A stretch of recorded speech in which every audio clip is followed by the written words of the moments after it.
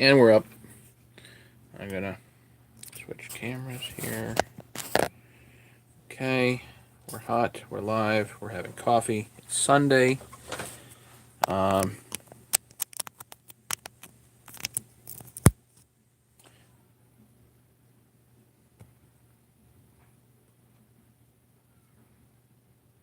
anybody wants to say a prayer for James, that would be appreciated. He is not in the best way right now.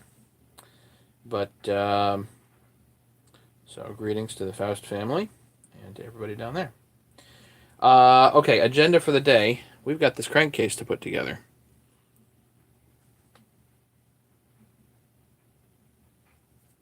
So let's do that. A little bit of tools update for everybody. Anybody that's following the whole tools thing, I am now out of stock on crank tools. Junkyard, 76th birthday. Happy birthday to Dad. It's wonderful. Let me bring up comments here. That way I can see people are saying and watching. And Will made it. Good.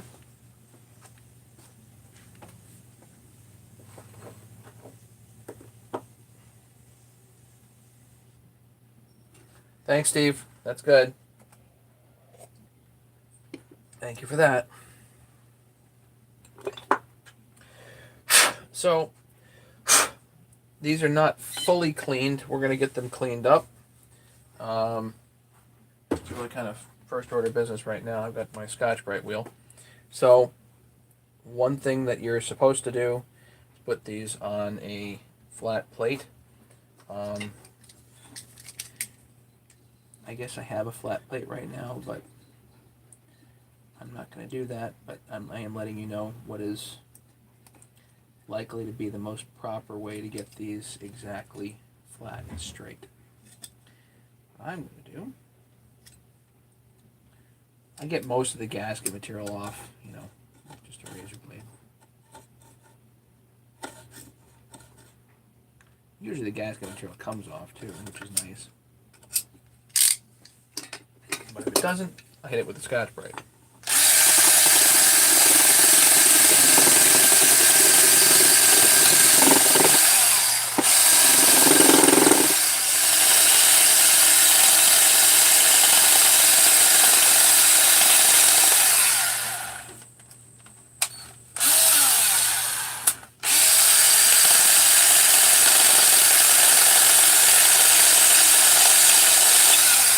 I just like shiny metal. Doesn't need to be amazing.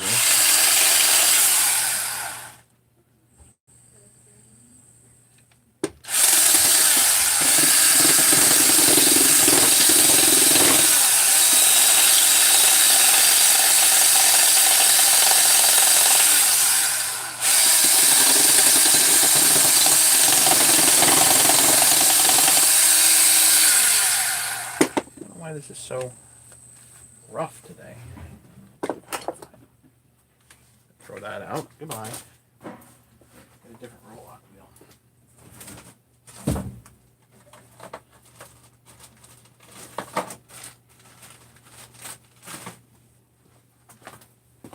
Always nice to have a fresh wheel. Seems to be out of whack too, but whatever.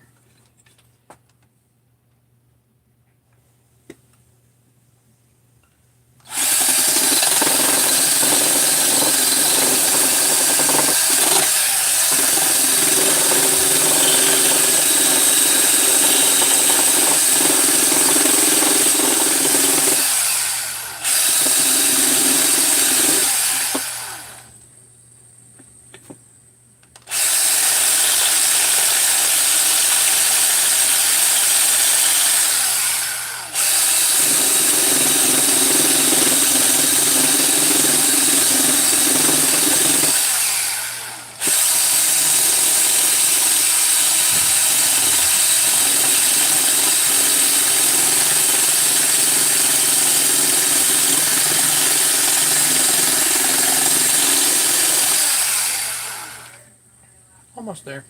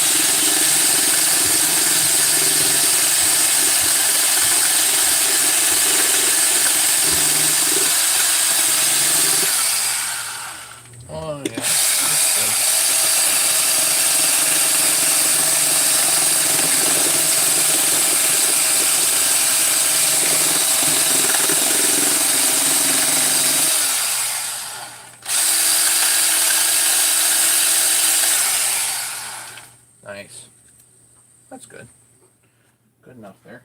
Do the other one.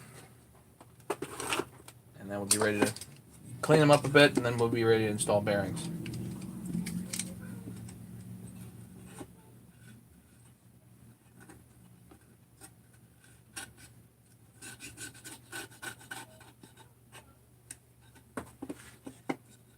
Six people watching. Who's else is here? There's Junkyard, there's Steve, there's Will.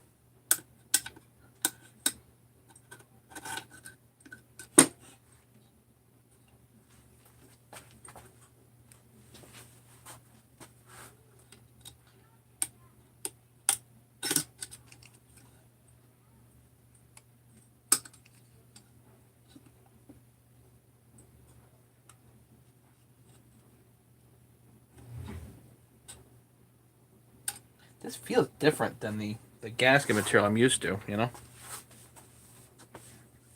Big plate of brownies.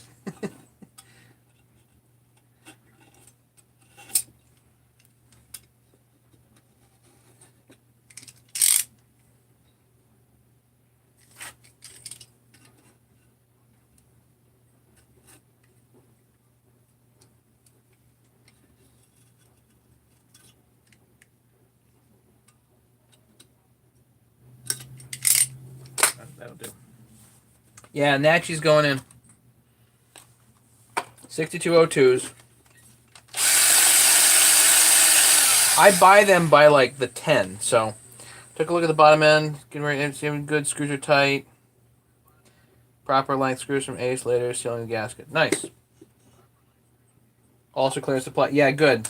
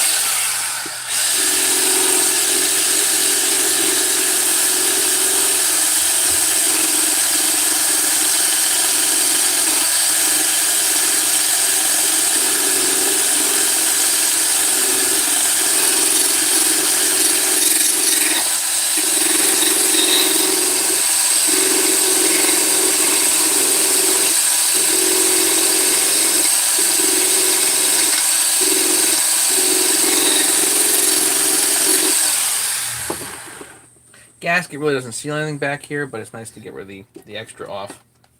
Pete, hello. Stumbling around the scene, posting J-Red. That her J-Red junkie. Great. I'm not, but, you know, whatever.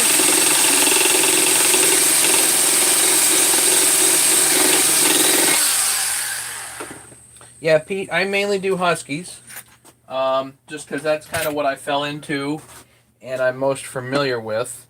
Stuff tends to fall onto my bench, and Mason, Husky Boy, brought this one to me, and if you go back to my live stream on taking it apart, it was a couple of days ago I think, you'll see exactly how screwed up it was, including, but not limited to, having the clutch welded. Don't ask.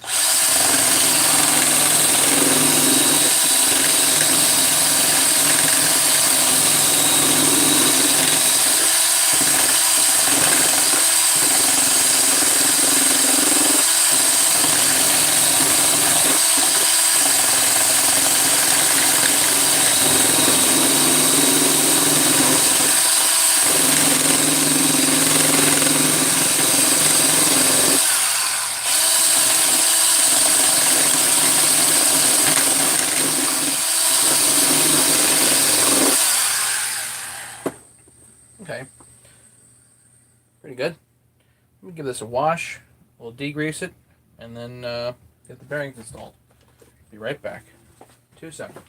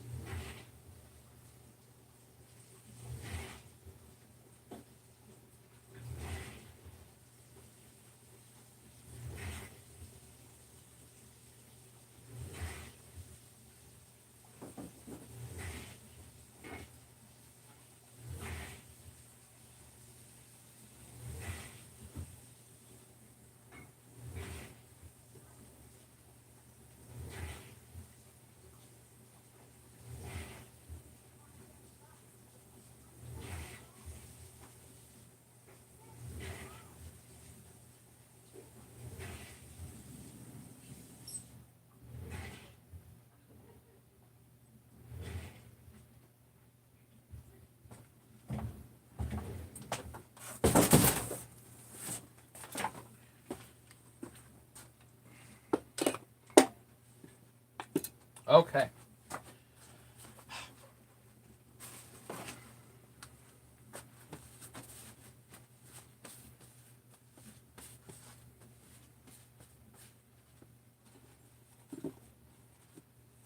Am I going to do any work to the head? Probably not. This is going to stay as a 630. You could upgrade this to a 272 effectively, but this is not going to get that level of upgrade.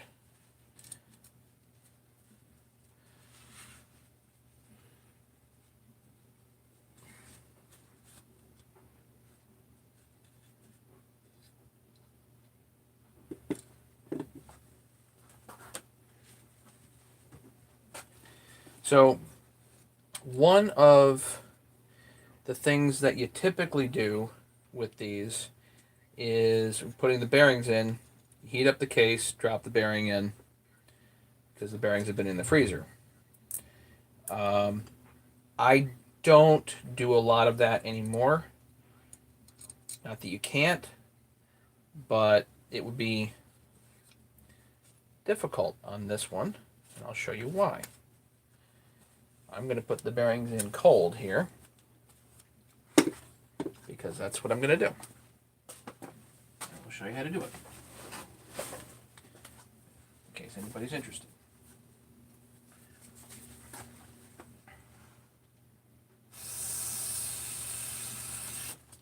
I want to make sure these surfaces are cleaned and degreased, best as possible. Nothing crazy. This is not a concours level build. It's not going to go into a show or something like that, Well, it's on a show right now, but because we're on YouTube. But you guys get the idea. The surface is clean, degreased, and brake cleaner is the method of choice here. Best advice that I get Natchies from eBay. I buy them in packs of 10.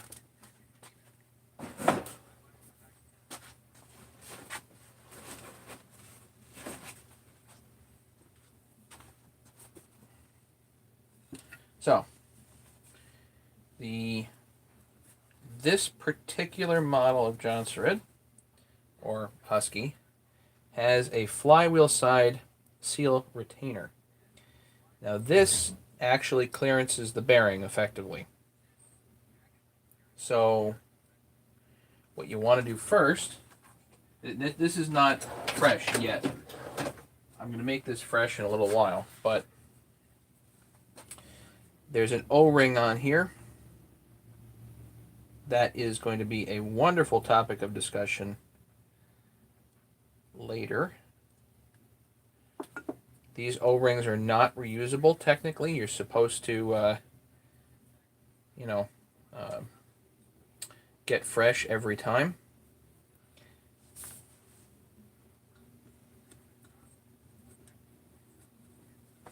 For right now, I won't worry about it. That surface is beveled. There's no marks, nothing that's going to slice a new O-ring. So what you do is basically take the O-ring out and put your seal retainer right there.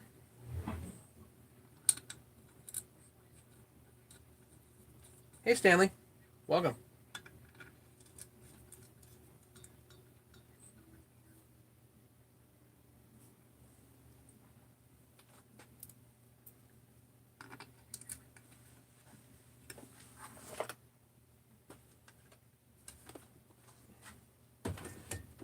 Yeah, the deal with 8 pins is like, do you have the torque and do you need the chain speed?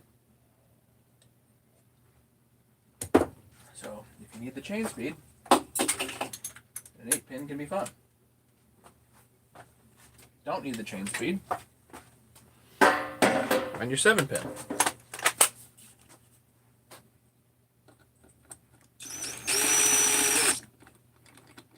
Now this does not need to be in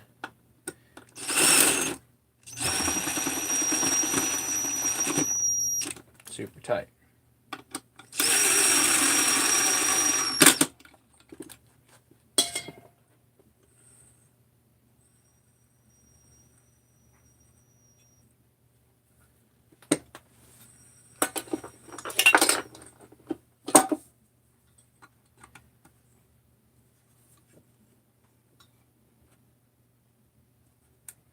Don't want to crack the bearing retainer.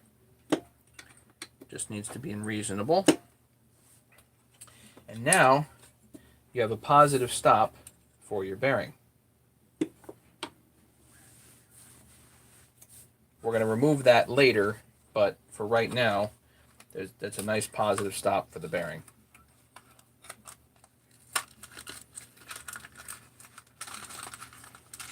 Gonna do the 590 run? Good. Supposedly bang for buck, they're hard to beat. Now, these Natchies, they can come open, they come with seals or without seals, but essentially it's the same bearing either way. So if you get them with seals, just pop out the seals, because you do want them open for what we're doing. And sometimes they come greased. These did not, but that is smooth. Japanese, Natchi, very nice.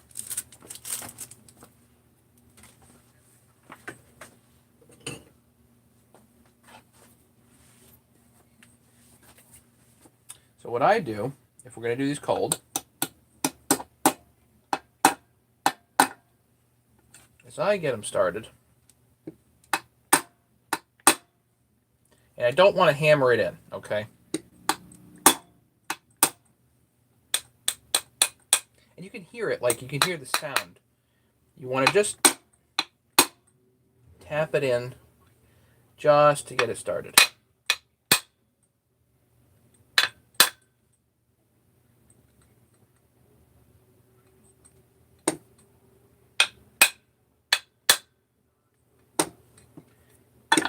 Want, which I forgot, a little bit of anti-seize. Just smash it in. No, Larry. No. If you want to be anal about it, you can put a little anti-seize on here. I'm supposed to put it on me. Doesn't matter. It's fine.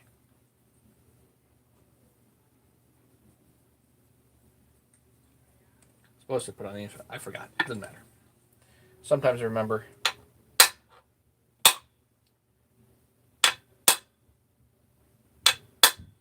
Sometimes I don't. Whatever. Okay. So, you got the bearing started. It's fairly square. You don't want to use heat here. Why? Because you get a plastic retainer right there. Don't use heat.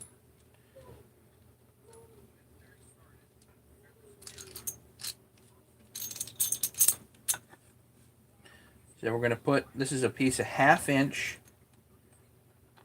threaded rod here. And you know what I'm thinking? Like, yeah, that goes there. Okay.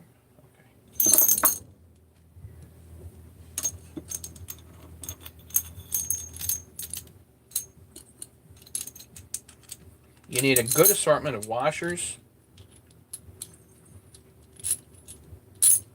1/2 inch threaded rod, some nuts. These are like fender washers, the wide ones. These are real nice.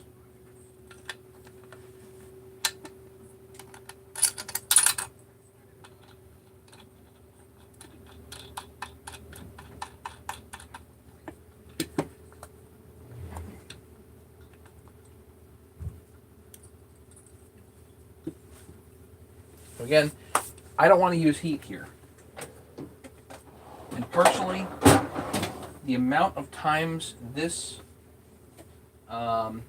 chassis will ever see a rebuild, I don't see it being a problem as far as like longevity goes to do this cold. I just don't. Anybody wants to argue that, let's argue.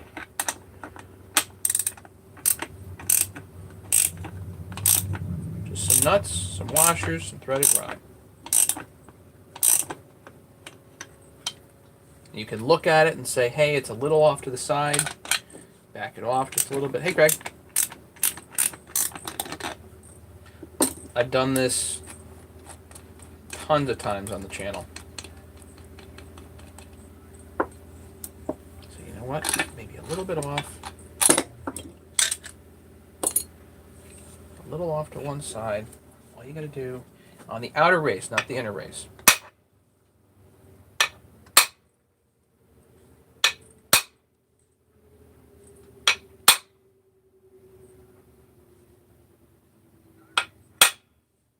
That's it. Because you want it to go butter smooth. Because it will.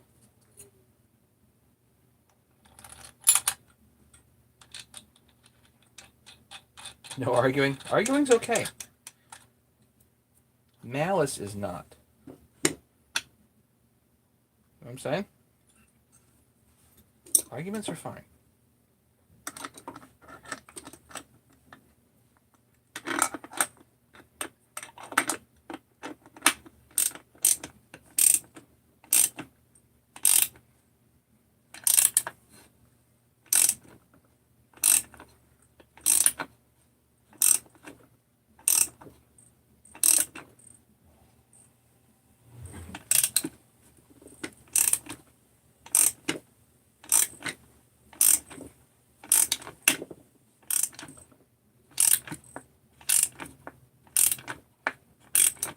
There's the sound.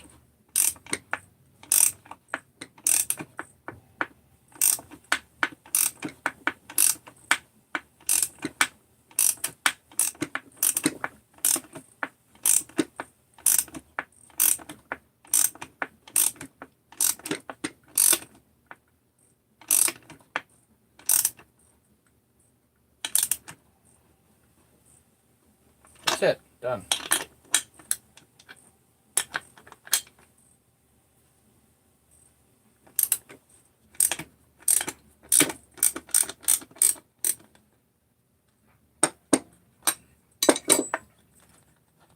Yeah, you can do this with an arbor press too. But if you don't have an arbor press like me, then just use some threaded rod. This is 1/2 inch threaded rod with a good assortment of washers. There. Fresh bearing, installed to the proper depth.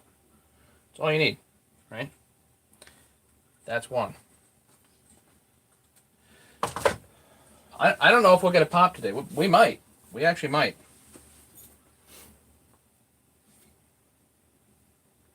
Let's go to the other side.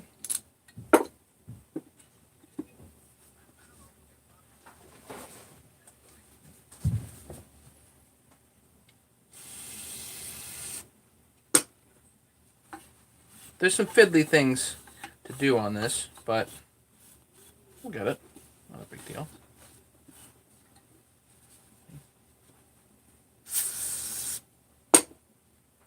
You can clean this as much as you want, you know. Just go and clean the heck out of it. Oh, there's something right there that I missed. That's not good.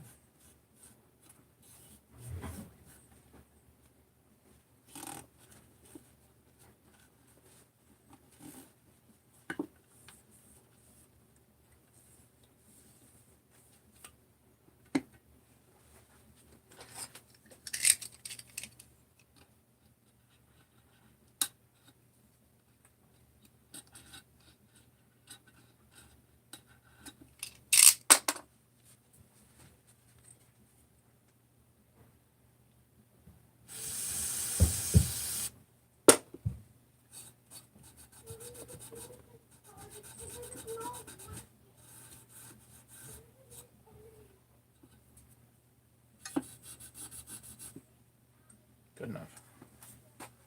Okay. So these surfaces are all ready. Put a little bit of anti-seize in here. Makes your bearing go through just a tiny bit smoother. But then we need to stop.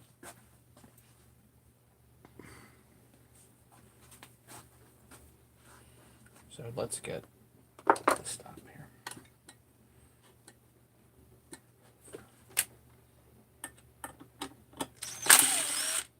So the stop here is the oiler.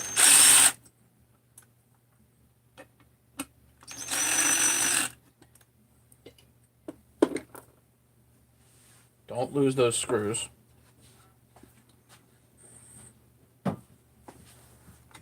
Kind of the same deal on the oiler. And again, very interesting O-ring issue we're going to get to later. Daddy, is the internet working for you? The internet is working fine for me. I am on and everybody's seeing me.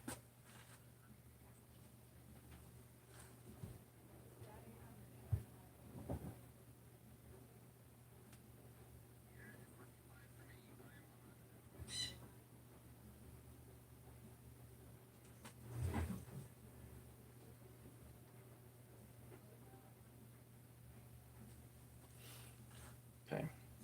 So I've removed the O-ring. The seal doesn't matter for right now. We will pop that out later. But this goes down. It will be our positive stop.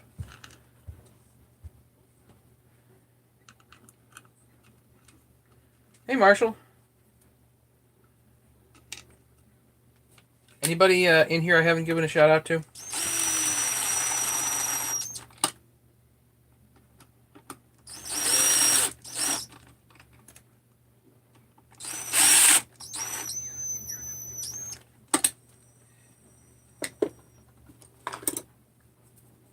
Anybody I need to give a shout out to? Because I missed. Okay.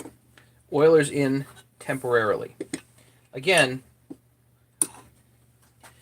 you really may not want to heat this up.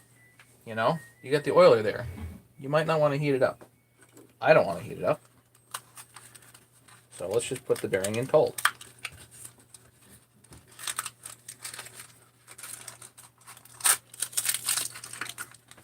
These bearings again happen to be open, but if you get one, the 2RS or the 2NSE or the ZZs, which are either shielded or sealed, just pop out the seals or the shields. If not, you just take a small screwdriver and go kapop, and they come right out.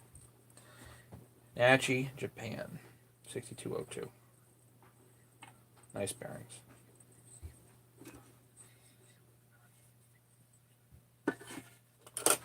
I just get it started. Oh,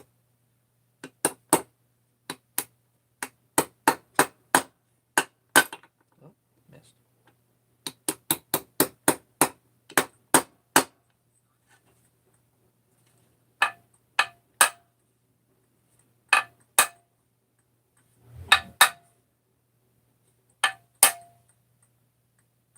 There we go. good sound actually there. Okay, now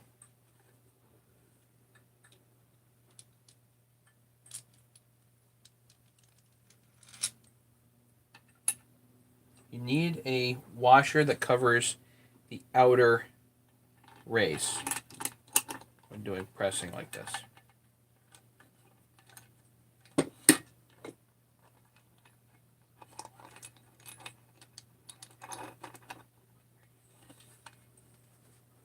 Then you need the big washers.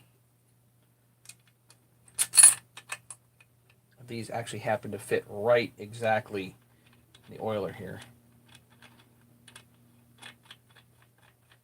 It's okay, Ken. Do what you need to do. 6202 part number. Yeah. There's 6202 and let's see, Nachi 6202. Here's the box. Again, I get them on eBay. I get them in like a pack of 10.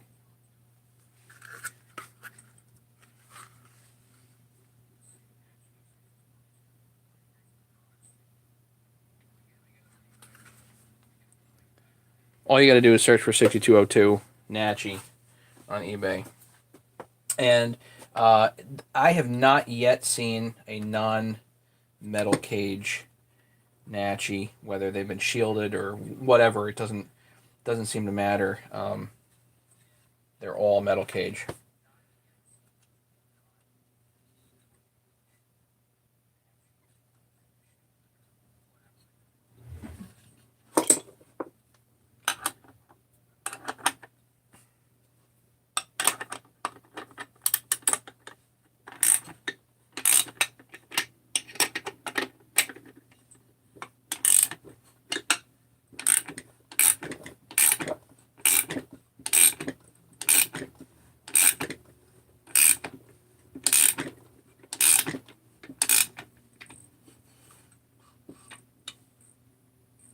Slightly off.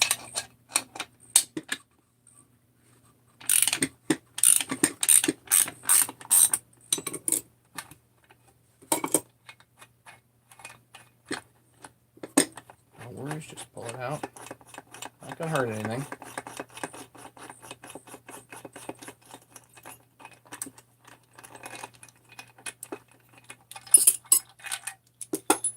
Okay, it's cocked this side, that side, whatever. Just give it a quick tap on the outer race only. There, and I heard it. You can kind of hear it release almost. Then you know you got its back straight.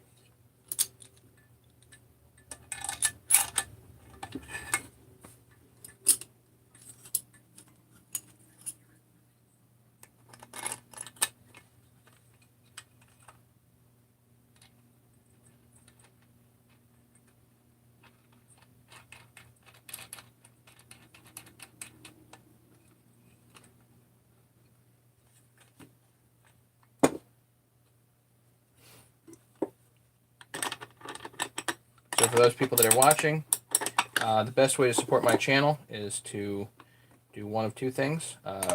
Buy a set of crank tools, which I'm currently out of stock on now. Or go to that link that Ken just posted there in the chat and buy something from HL Supply. If you're going to buy something from HL Supply, please use my link. I get credit. Oh, that's like butter now. Beautiful. Just goes right in. It's going to go right up against the stop. And I don't know if that's below flush.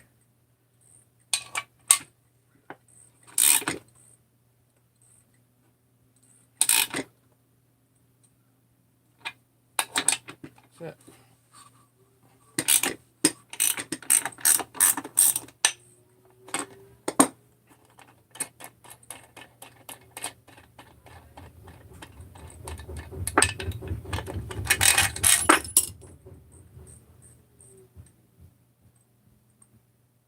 Might actually need to go below flush. So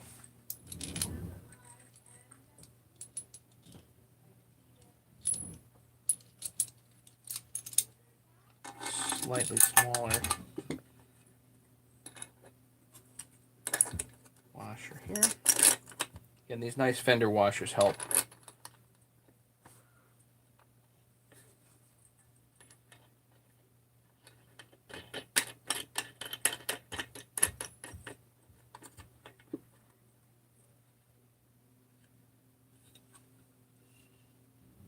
Yeah, I've been saying I got a 288 with Stanley's name on it.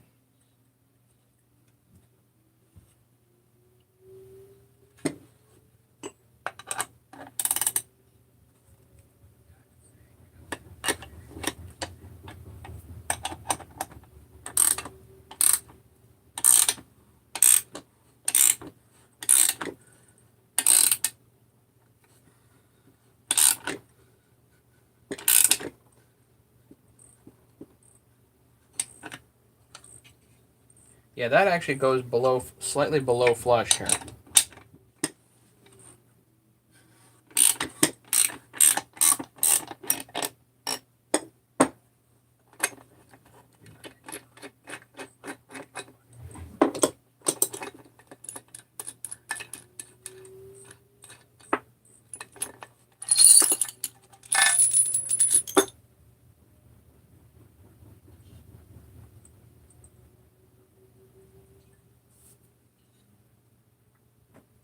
That should be fine.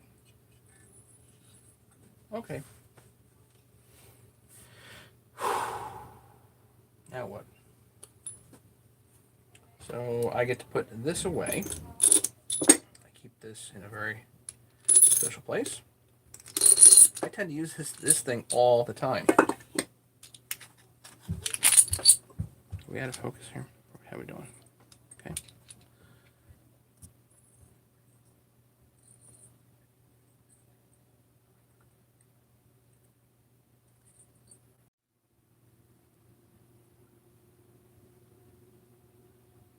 There we go. Okay.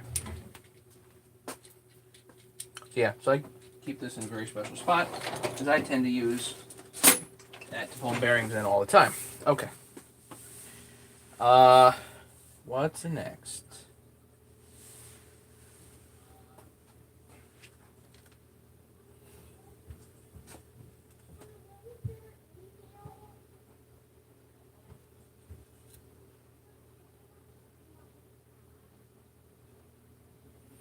You know, I'm looking at this going, geez, is that got to be a little further in too?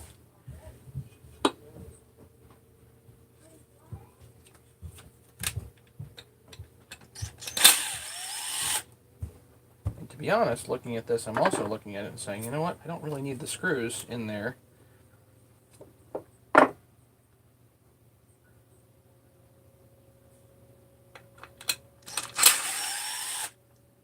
I know how I can check it. Hang on. You gotta get that seal out. That's no big deal. We'll do that.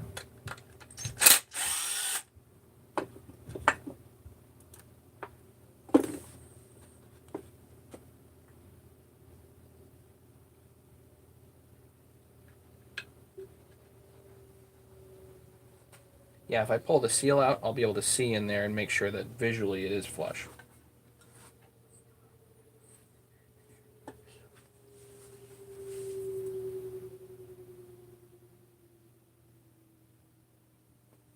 Might just have Stanley's name on it.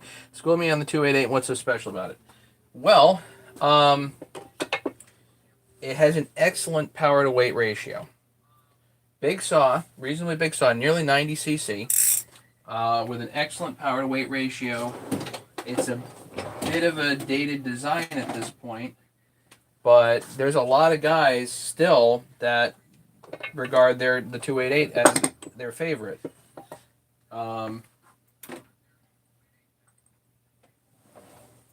So get a lot of CC for your buck, you know.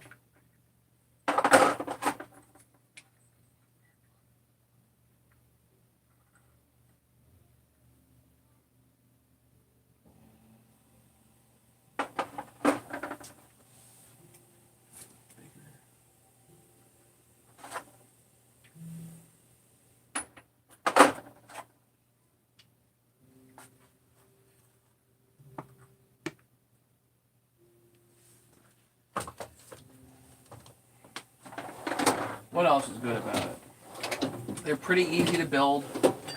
They have basically the same bottom end as a 394.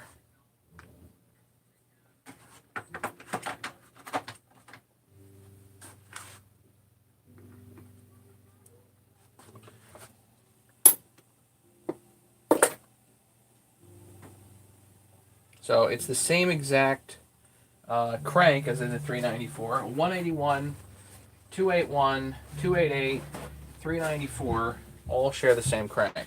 So it's the same stroke. It's just a slightly smaller cylinder, 54 millimeter on a 288 as opposed to a 394, which I believe has 56 millimeter.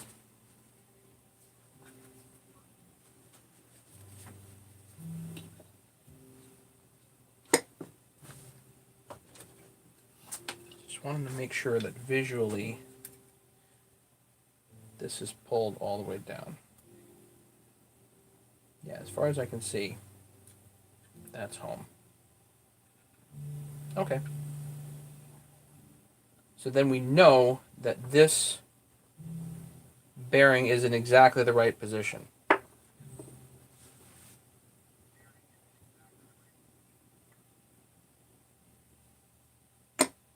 Yeah, it's a workhorse of a saw.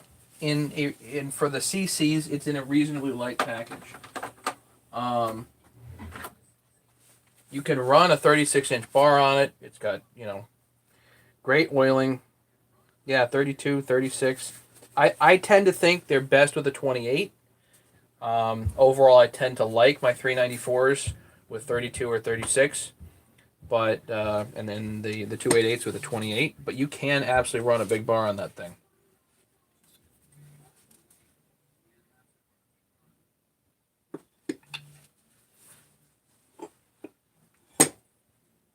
So I usually pull PTO side first, but in this case, I think we're going to do the flywheel side. So this is a crank for a 272, and this actually has, instead of the old school coarse thread, this actually has fine thread on it.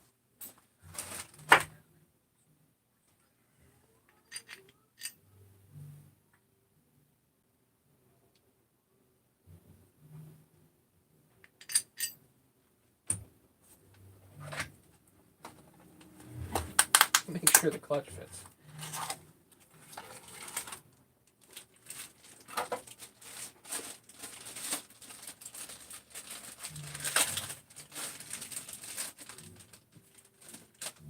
This is M10.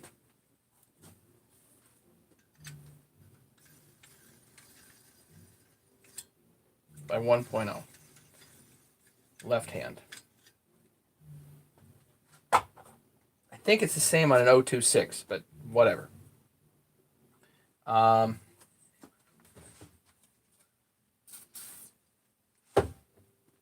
little bit of lubrication.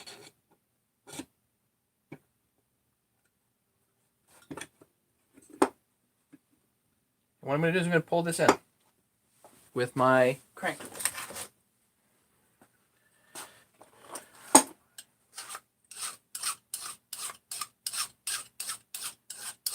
The problem is I sold all my toolkits. So I'm happy.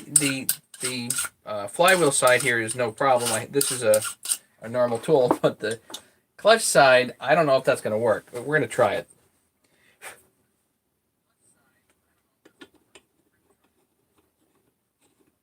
So here's what you do. M10 by 1.0. Does not need to be tight. Goes on sloppy fit. Just a piece of threaded rod, but it's got very specifically tapped ends. Now you can use a small rod on this. Will this one fit? I'm using my old junk stuff is the problem.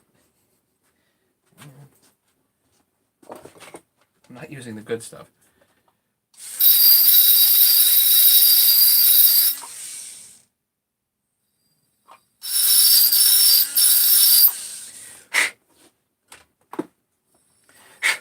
I send the good stuff out to customers.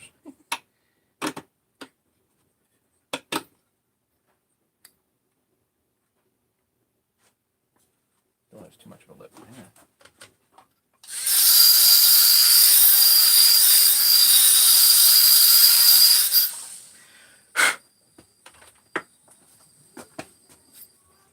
This is like old prototype stuff. You know, this got in the mill kind of funny, so it doesn't matter. It still works fine. And just so smaller bearings, small sleeve is fine. You do want to check and make sure it's going to go over the crank. Craig. So these are 6202s. The small sleeve works fine here, but if you want, you can use the larger sleeve as well.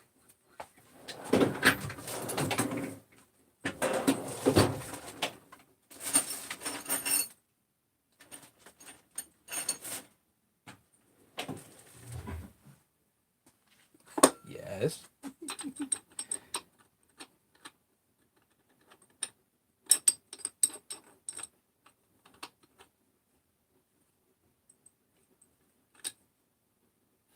When this is all cleaned and deburred, it works great.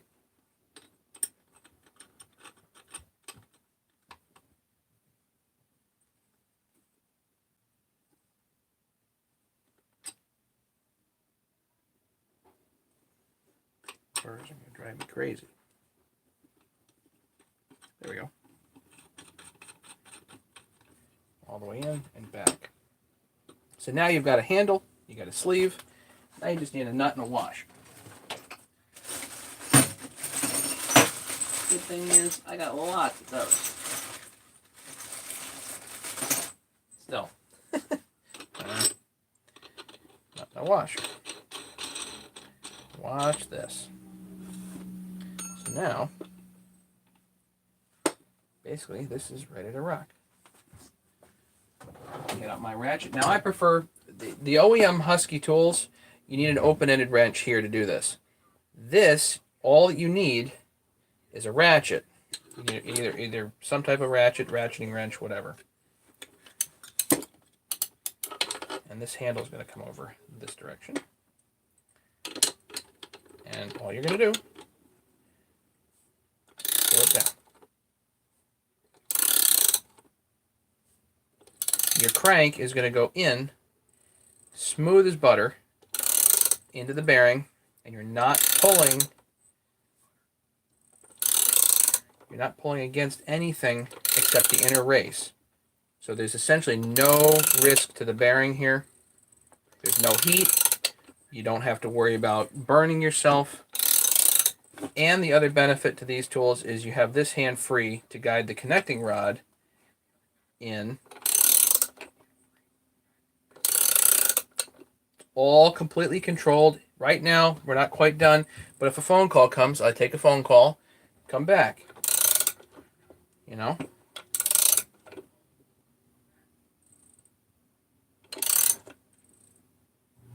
That's it. That's all you gotta do, right there. Now, back it off.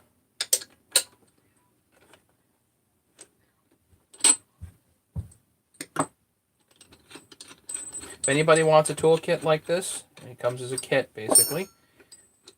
They can email me, and my email is in the live chat.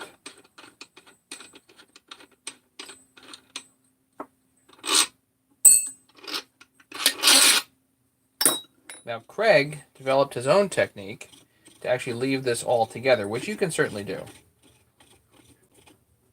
in case you need to snug it up a little later. But that's nice and smooth right there. How's that for slick? Okay. Usually at this point, now I'm going to start working on my 1184 and my gaskets and Loctites and goops and that type of thing. So let's 1184 this. We'll put the positioning pins in there.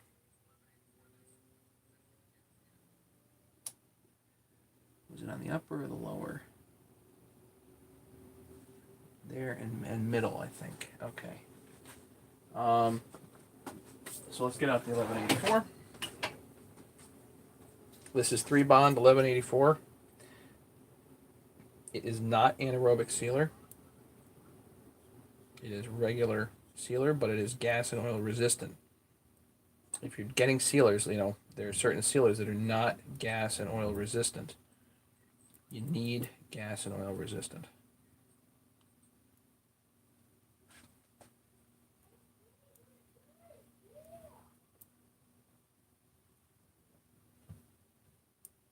I do whichever side of the crankcase first that's going to have the positioning pins in it. It's a procedural thing, and things go faster when you do that because I want it to tack up a little bit before I put the gasket down.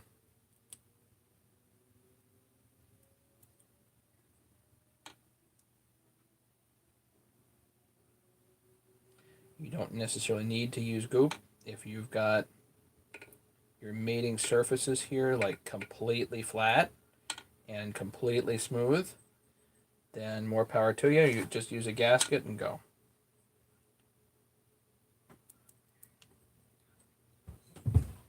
I don't need to bring the sealer all the way back here because it's not sealing anything back there. Most important is really high up on the crankcase there.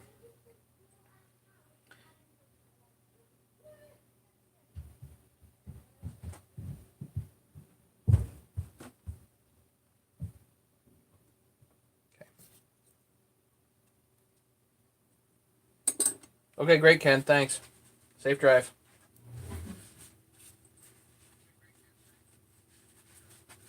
Okay.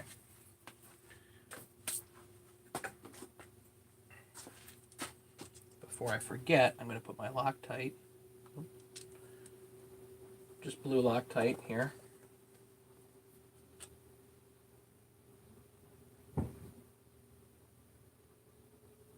So these are actually the dog bolts in the front.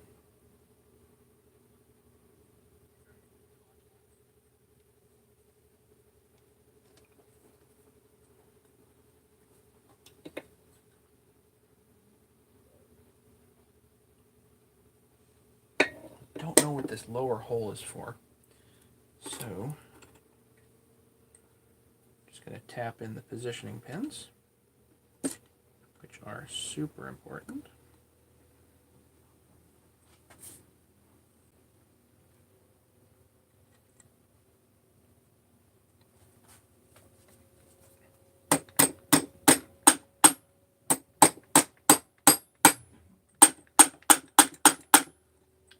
Good.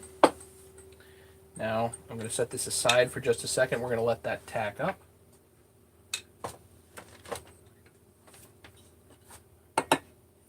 Come over here. Again, we've got cleaned and degreased surface. These holes here are through hole for the case bolts. You don't need to worry about putting Loctite in these bolt holes.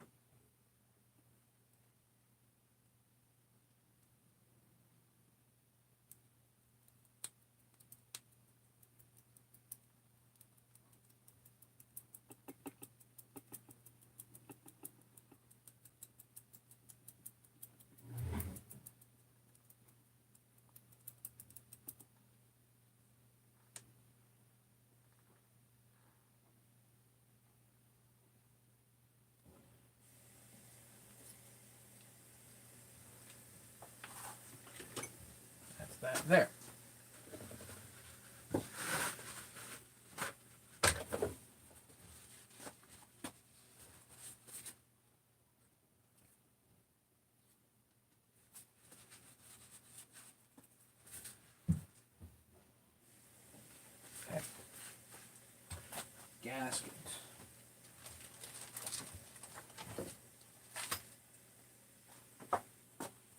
I do like the highway gasket sets in general.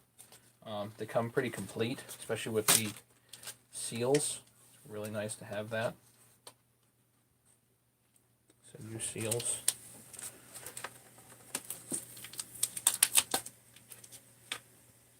And I don't do the Chinese stuff. Not for this anyway, certainly.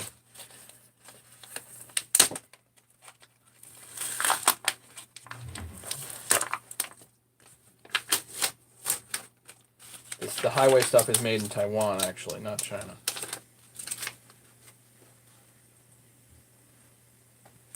That seal I probably won't use. That I don't know.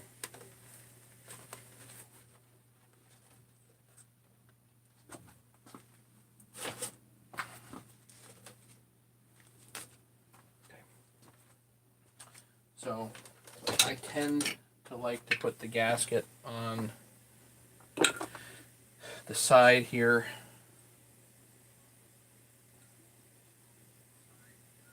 The flywheel side. My tendency. Positioning pins, again, real important.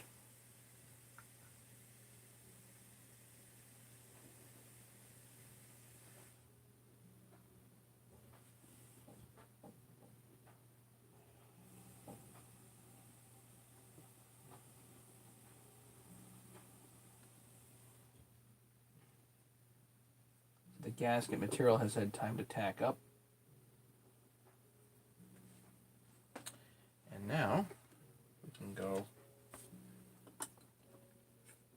to this part, which is very, very important. Putting the crankcase together. Put that away. All right. Now, this is not a stock rod. This is one of the prototype pieces, so here's hoping that this works.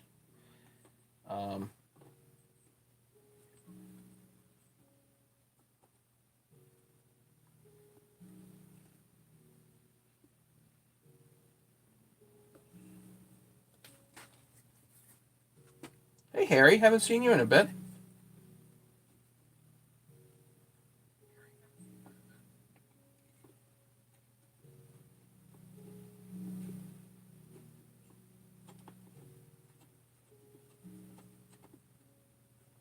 I actually got this threading on. It should thread on butter smooth, but this one is, again, we'll see.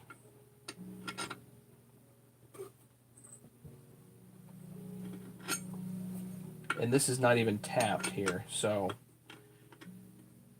it's not the end of here is not tapped. It should be on the regular tools. They are. They're actually all CNC machined. This one is something I probably put together myself by hand, you know.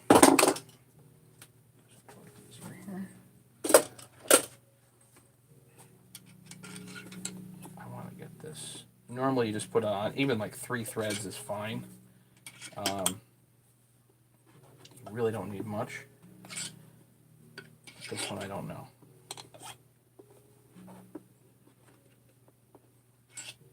Close enough. Okay. Now you need a large sleeve for this.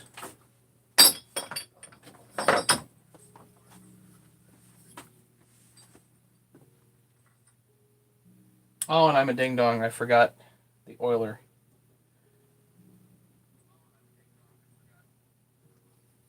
Shucks. Well, nice part about the tools. Just undo it.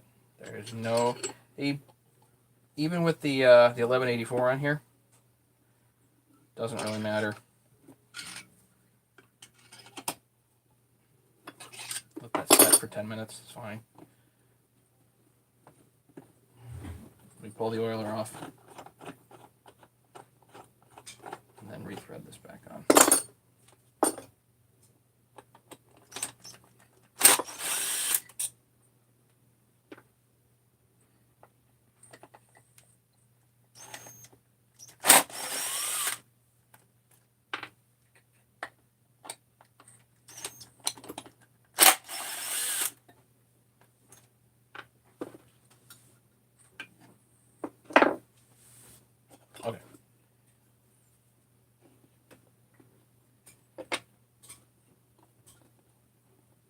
Again, normally this goes on like butter smooth, as it should, you know.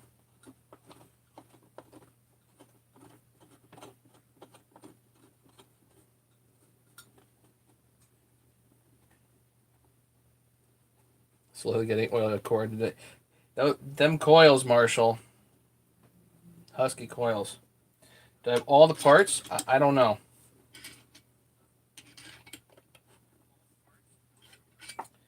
I have enough parts to get it going. I know that.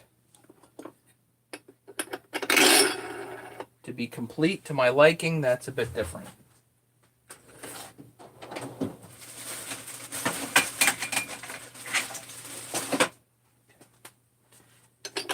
Nut, washer,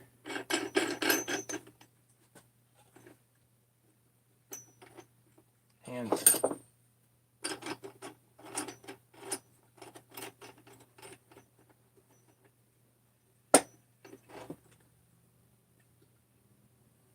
So let's see. Either she goes or she doesn't. Tiny bit of oil just on the crank.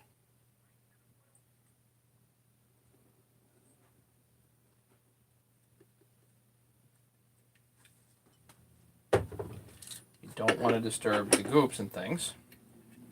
Again, oh yeah.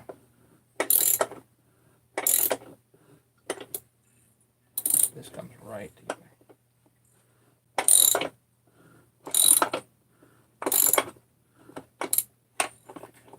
Make sure your positioning pins go in as this comes together.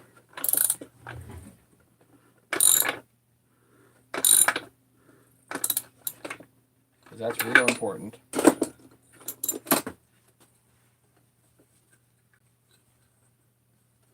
This one may need a bit of a tap to go in, which is okay.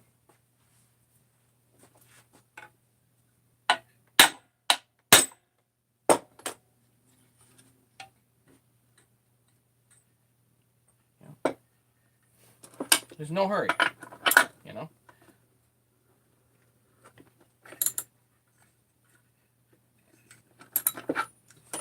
This position is still tight.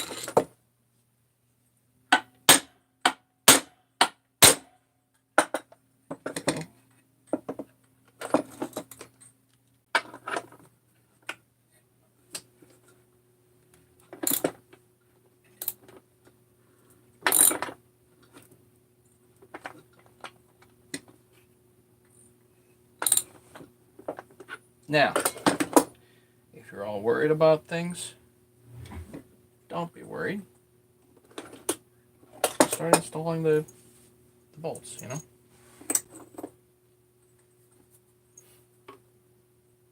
So these are already Loctited, so I don't have to worry about it. Uh-oh. Yeah, Matt, what's going on? My battery's about to die here. That we won't lose the feed, but I'm going to lose my other thing. 3mm. Where's the other one? Where's the? Here it is.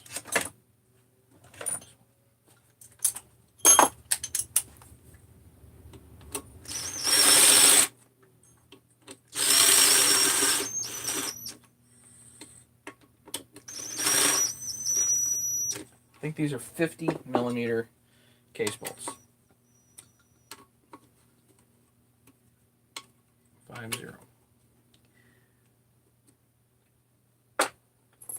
And we've got these case bolts. 4 of these.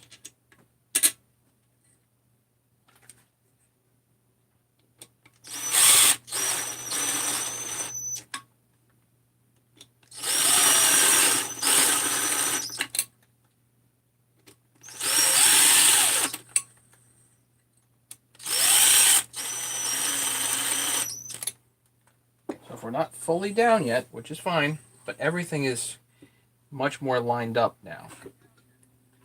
So you can check all along and make sure you didn't get anything stuck, you know, all around. Something stuck.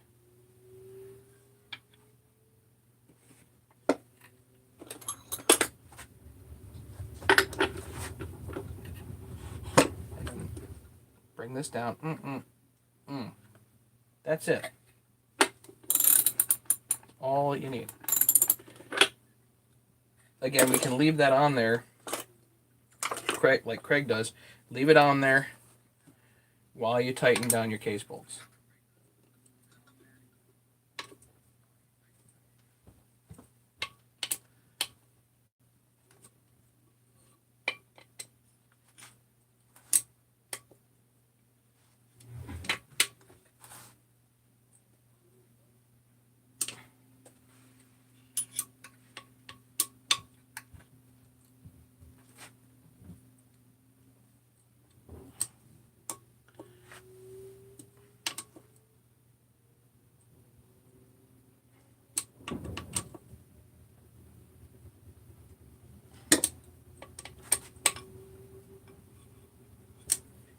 Really astute people, they'd be noticing that this one needs work done too.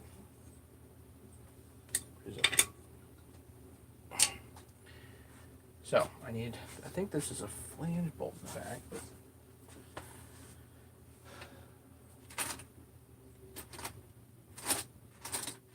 find something that'll work.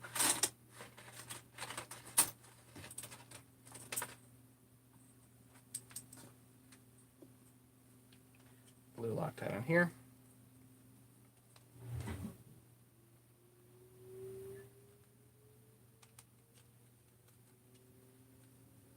This bolt was missing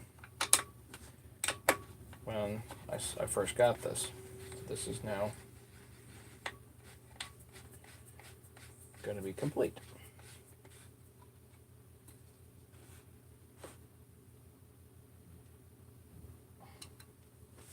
Good.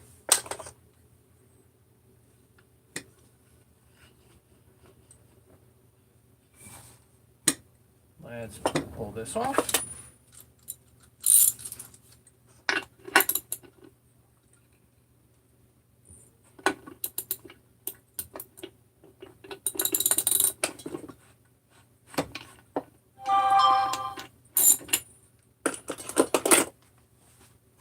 Hey, Nikki.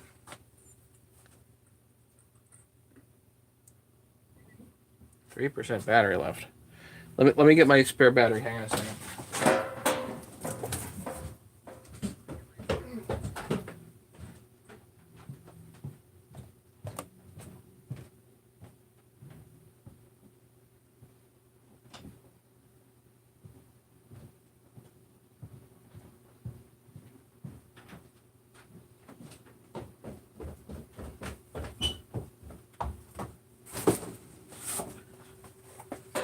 Go.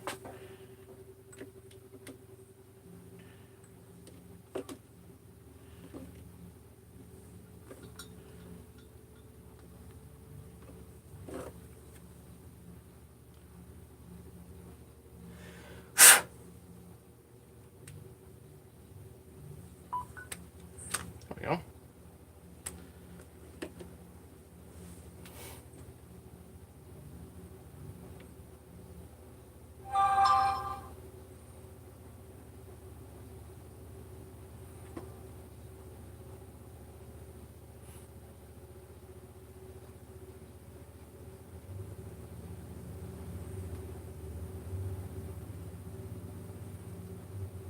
Who's texting me? Somebody's texting me.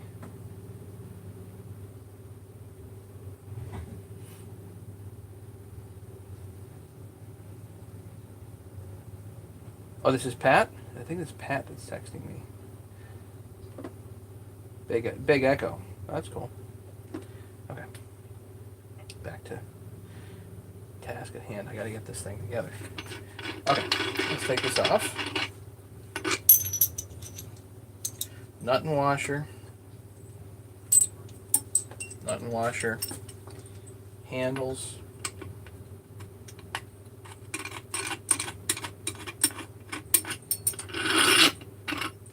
Sleeve. Them away. this, hopefully I won't see this again.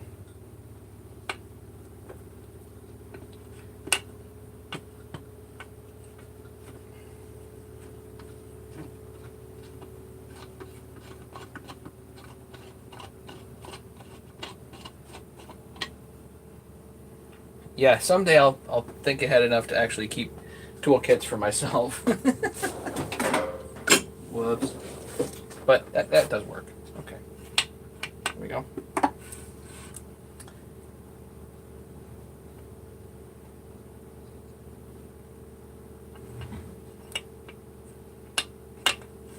There you go.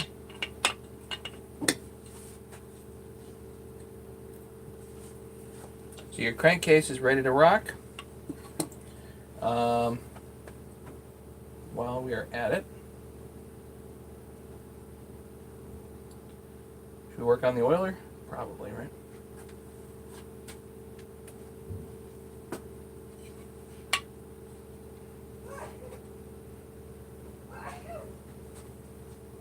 Where did the other oiler go? I had two.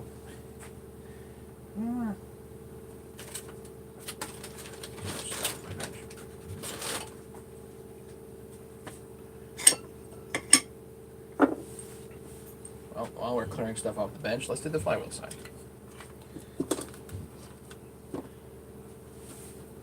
So one of the issues here is that you're really not supposed to reuse these O-rings.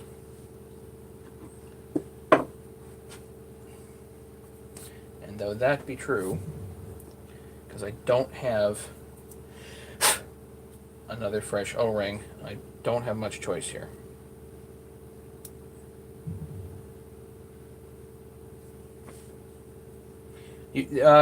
Most Huskies, you don't need to center them. And you got to be very careful here, because if you move this now at all, you can affect the seal here. You really don't want to do that.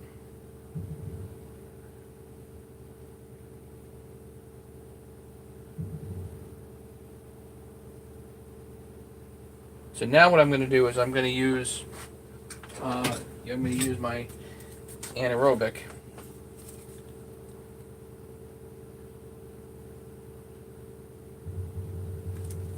On this O-ring. Now on the PTO side O-ring, I have a fresh one for over there, but I've only got one. And again, before I do that, we're going to have a nice discussion about that. I'm really looking forward to showing you guys this, because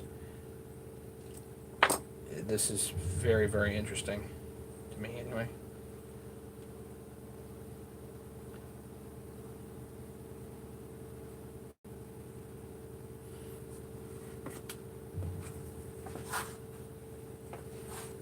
Okay.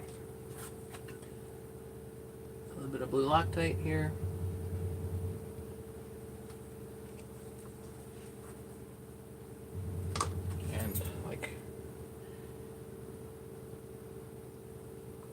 Dang dong, I forgot to put the seal in here. So let's do that.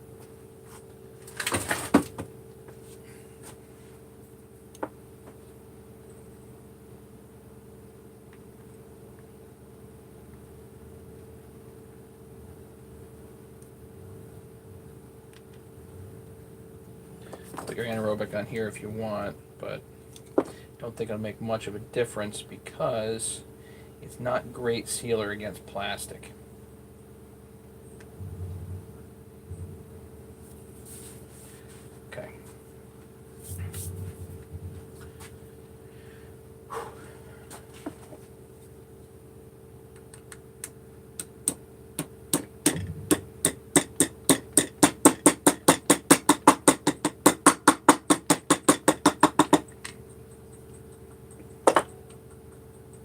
That just taps right in. There's this. Good. Now on here, if you want to get crazy, a little bit of grease on the crank.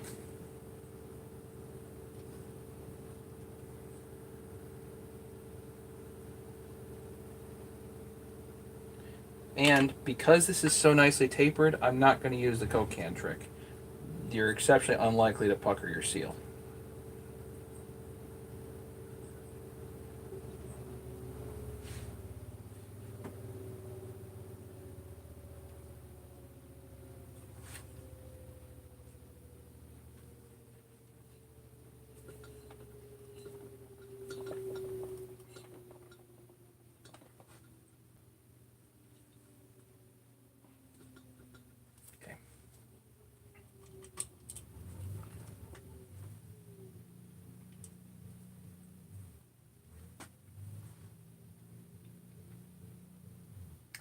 Jeepwood's fun. Yeah, I'm gonna have a couple of weeks. My machinist is on it, so right now I am taking pre-orders. So the first people that pay will be the first people that get their stuff shipped. I've got 30. I'll have 35 kits coming. So I don't know exactly who's gonna pre-order, but if you want to do pre-order, then you'll be in line accordingly. Marshall, what happened to no hammers? That's twice. Yeah, I know. I really don't like hammers. But as everybody knows, a hammer is a great tool for certain things when used properly.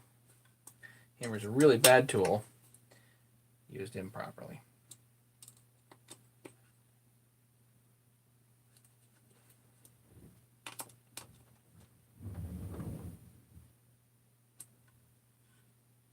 Okay. Seal's in there. Don't have to worry about that.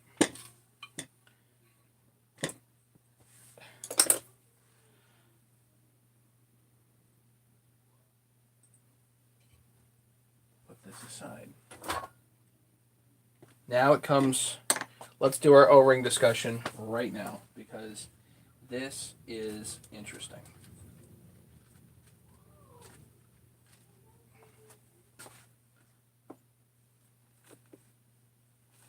Okay. I already had this discussion on Ken's channel a little while ago, but this is interesting. This is another one of those things that drives me crazy. These are O-rings. So just to show you guys, it's an O-ring, part number 740 42 21 00. So this particular O-ring is for this particular series of saw, 272, 630, whatever. That whole chassis. This one is for 288, 740, 42, 2400. And I think there's one for 262 and that whole chassis series. And I don't know what the part number is, but it is different than these two. I don't know why it would be different from this. That makes no sense, but it is different. So one thing that just of the golly, it's an O-ring. These are $4 or $5 a shot. And most often, they're friggin' special order, which is stupid. It's an O-ring. Yeah, but it's proprietary. No, it's an O-ring. That's what it is. So, how do I get more of these? And how do I'm always out of stock on these darn O-rings. How do you get more of them, and how do you get them in bulk, Husky won't sell them in bulk. They want $4 a piece for them. That's nuts. Anybody else think that that's nuts?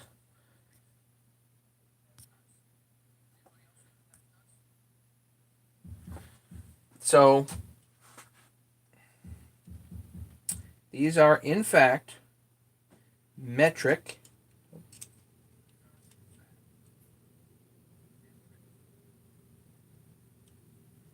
They are best I can tell, this is 1.6 millimeter.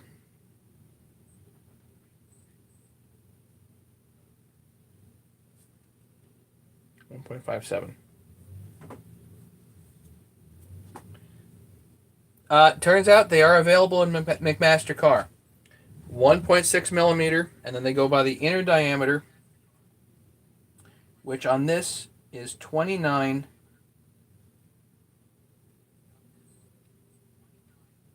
Excuse me. Now I forget. Hang on. I think it was like 29.1.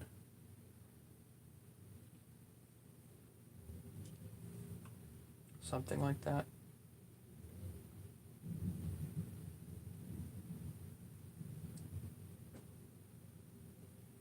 I had it measured out.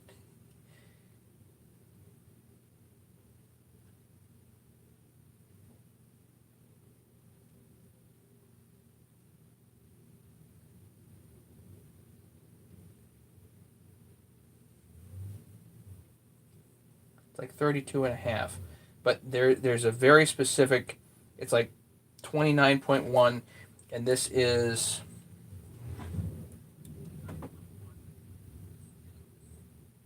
40.1.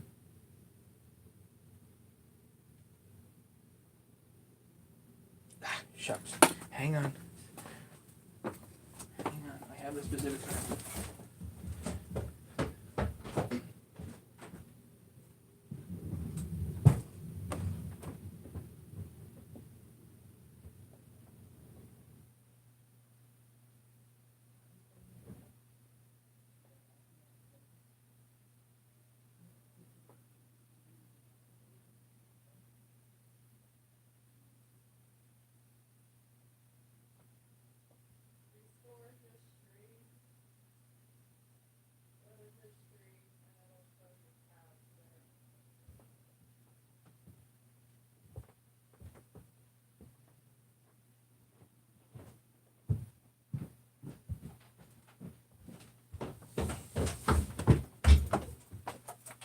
Yeah, 29 and 37.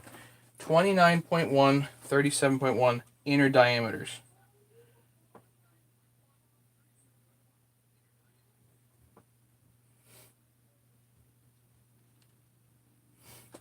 Yeah, it's probably like a 70.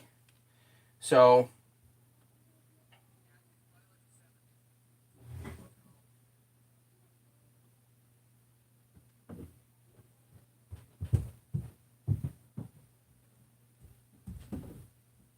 that's a little over 37. But yeah, the 37.1, 29.1 inner diameters. 1.6 thickness. 1.6 millimeter thickness. Nobody's cataloged this. Why? Doesn't make any sense.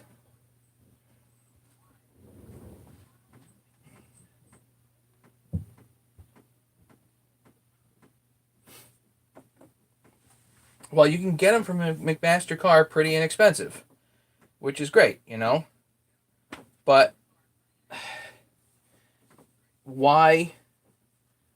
I have the McMaster numbers. What I'm going to do is I'm going to order some, and then I will get them and have a look, okay?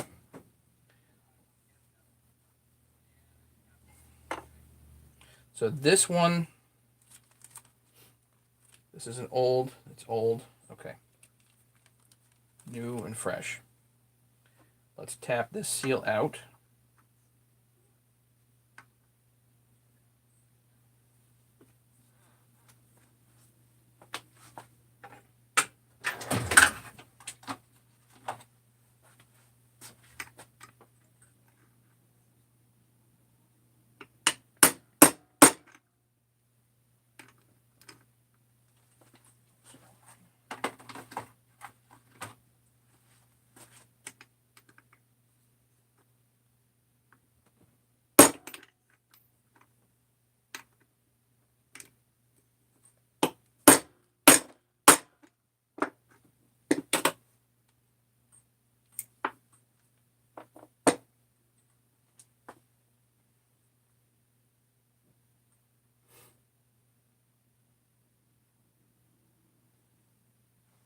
Yeah, it was a good discussion. I think that discussion about on that topic was really important.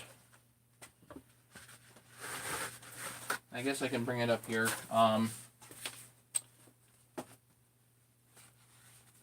it has to do with haggling. One of the things is haggling. That's an important topic. But think about, like, if you are trying to actively be a good customer, one of the things that I think makes a good customer is somebody that says, they walk into the shop, whatever, and before you present them the bill, they say, "What do I owe you?" As opposed to they get the bill and then start arguing about it.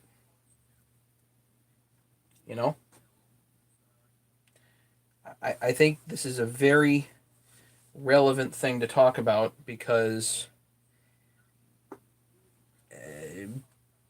good and bad customer, do you really want the ones, once somebody haggles with you and you say yes,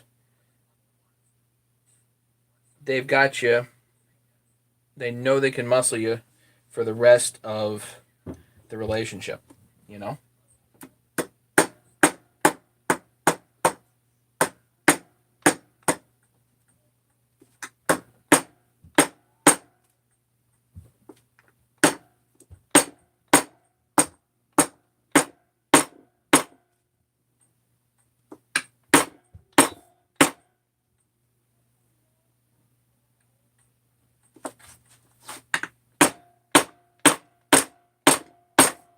Come on.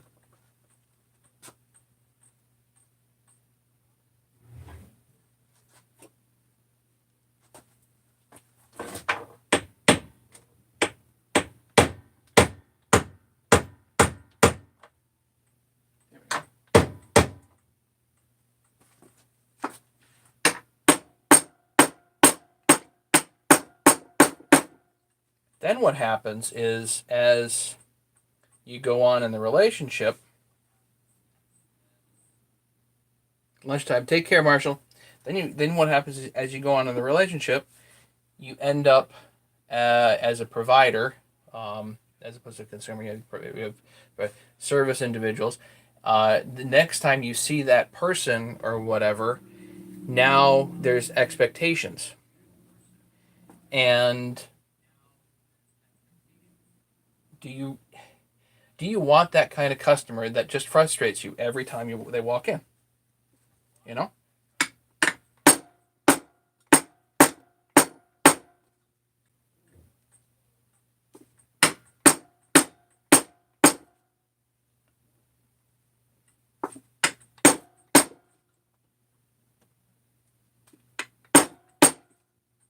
Almost there.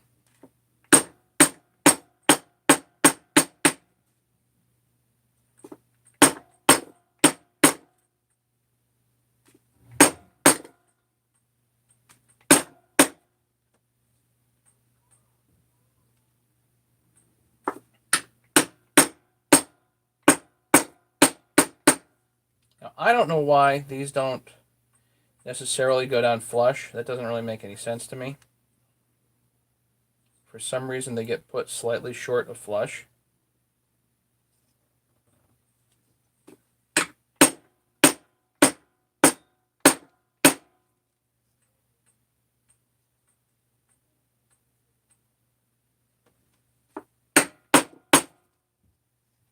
But that, whatever.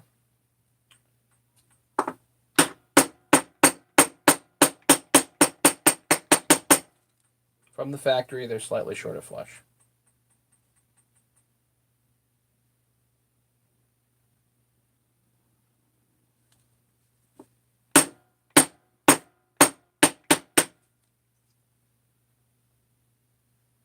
About a millimeter all the way around is fine. There you go. That's that. Pâtés. The missus. Wonderful. Yeah, we had, I think the discussion about customers is a very relevant one. Who do you want as customers? And as a customer, how do you want to present yourself to whoever is doing the darndest to help you?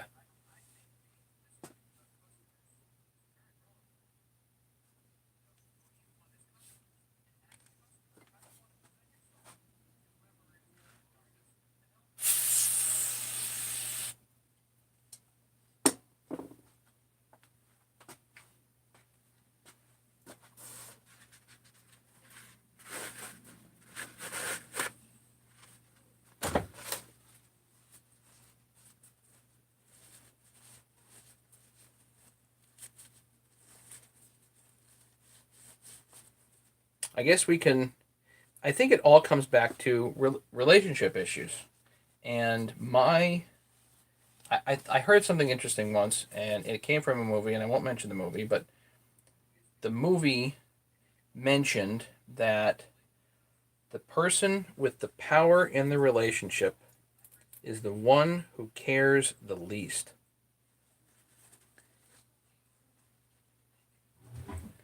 The person with the power in the relationship is the one who cares the least. And after I heard that, I started thinking about it. And you apply that to marriage, I guess, because you can certainly do that. You can certainly apply it to marriage.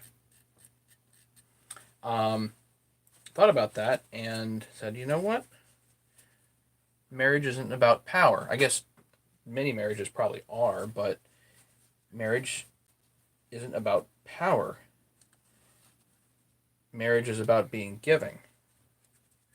You know? I understand that, I need to take my advice once in a while, but marriage isn't about power. It's about being giving.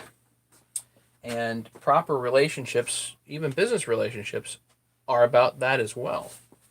You give something, you get something. Both parties are not necessarily in power. Both parties want something from the other.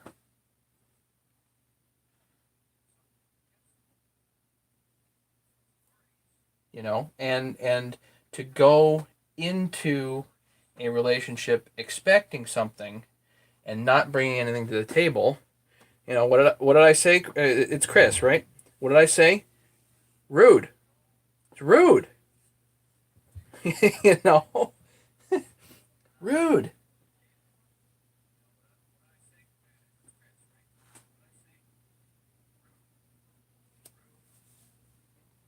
Right. It's not about the upper hand.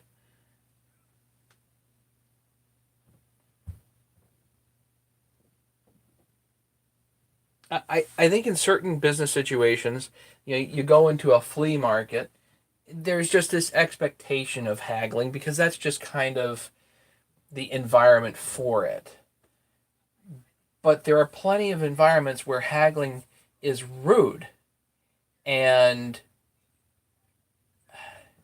ugh, you know, going to the grocery store.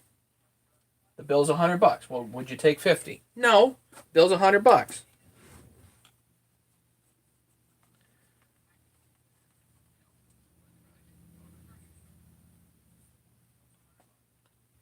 The thing is, most of the people walking into the grocery store do not have the expectation of haggling. The people walking in the grocery store have the expectation of having to pay that bill, and if they don't want to pay the bill, they don't walk into the grocery store. You know, now they come in and they coupons and this and that and can make the checkout line hell for some people, but in general, they do expect that the bill will be the bill and that they will have to pay it. You know, respectful haggling, yeah, sure. Certainly, you know, respectful garage sale haggling can be a good time for everybody because everybody goes in and wants to have a good time. I understand that, and that has to do with the environment. What's the environment for it? Because that's what that is. But there are certainly certain, like, go negotiate for a car, because really, like, if you're buying a new car, then you gotta muscle them for everything they're worth. The odds of you buying from that dealership again, at least in my experience, is low. You go in, you get the best deal you possibly can, and hopefully you move on, because that's cars. But a lot of things are just not that way. And I think it's really important to be really careful to not insult people. Like, for instance, I heard a saying once: the happiest, the three happiest people in your life, your doctors, your accountant, and your mechanic. Why? Because they are tasked with keeping your life running smooth. That's their job. Keeping them happy is really important.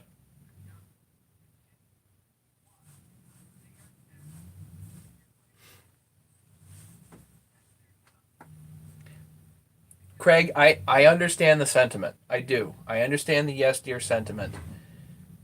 But that's also a power play. Being very frank, and it's about power and not about relationship, because it only acknowledges one side of the equation. You have to acknowledge both sides.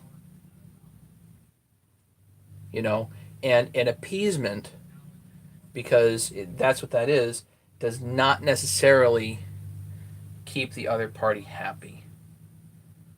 So I think that's been learned over the years, that appeasement is not necessarily the thing you want to be doing.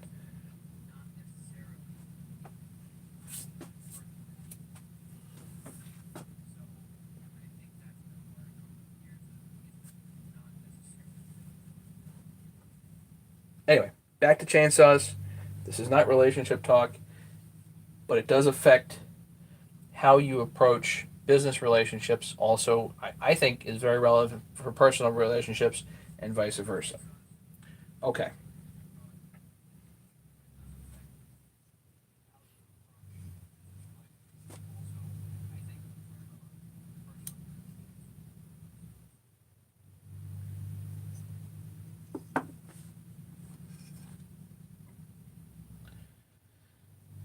On this one, let's do a little bit of anaerobic.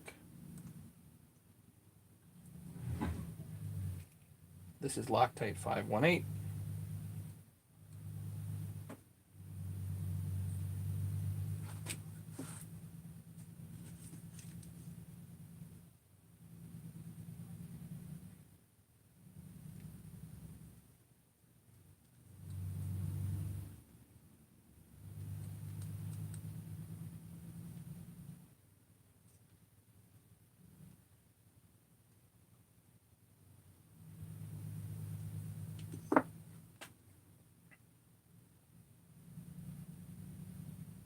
This is known as a Matty Olson bolt for bolt. Yeah. Well, I used to do, so going back to that topic, I used to do the bolt for bolt videos, but I hate editing. And to be honest, I just don't need hundreds of thousands of subscribers. I don't. I want to hang out with you guys. That's what I want to do. You know what I mean? And I'd rather be doing that than spending hours on the computer editing. So I hate the editing. All right.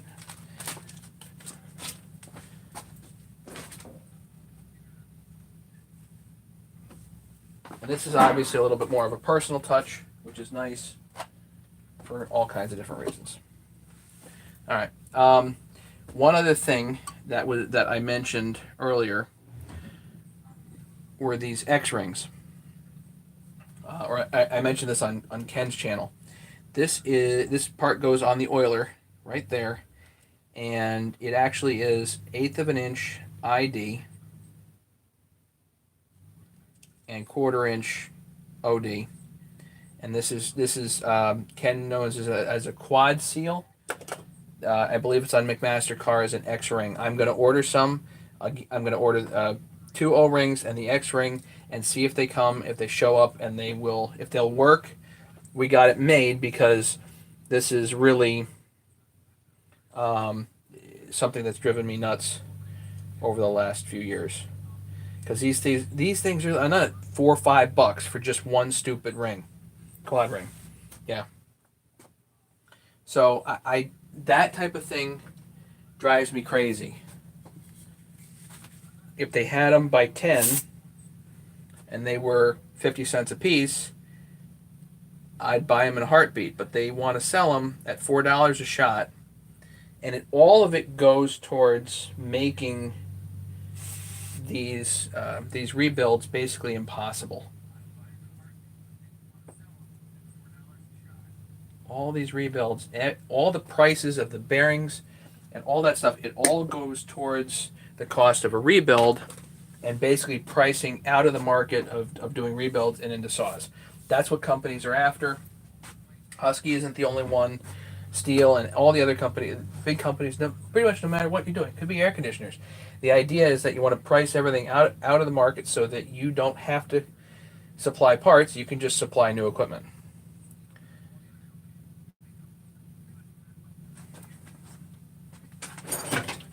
Okay.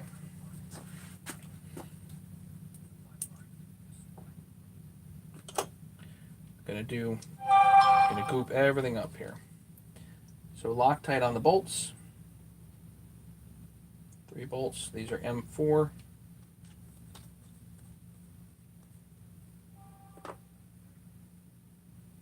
And we're going to do some 1184 here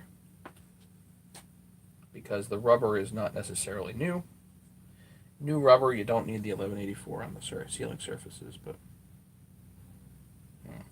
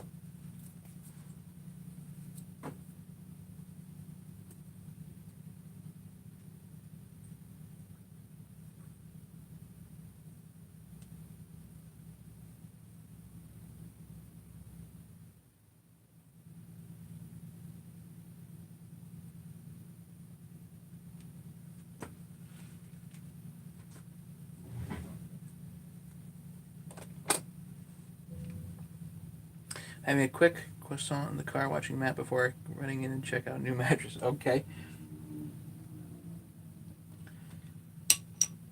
I think that I like learning new things too, but I like learning what I want to learn, which drove me crazy about school. School taught me what somebody else wanted me to know, or somebody else was obligated to have me to know. And what if I didn't want to know that? You know? Whatever it was.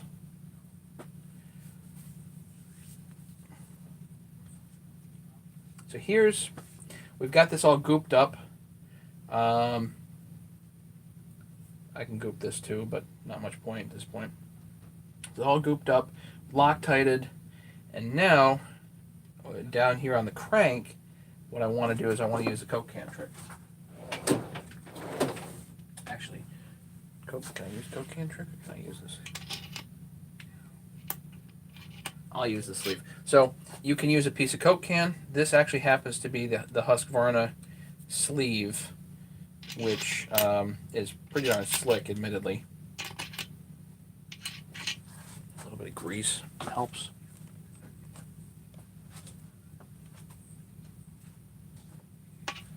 It's a metal sleeve. I don't know what the part number is on this, but it's a seal sleeve, seal installation sleeve, and it guides the rubber part of the seal over the lip on the crank so you don't pucker the seal.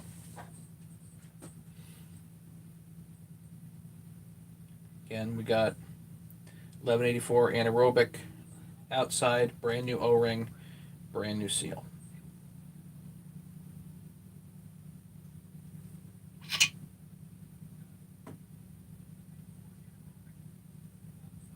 Put that on there too if you want. Just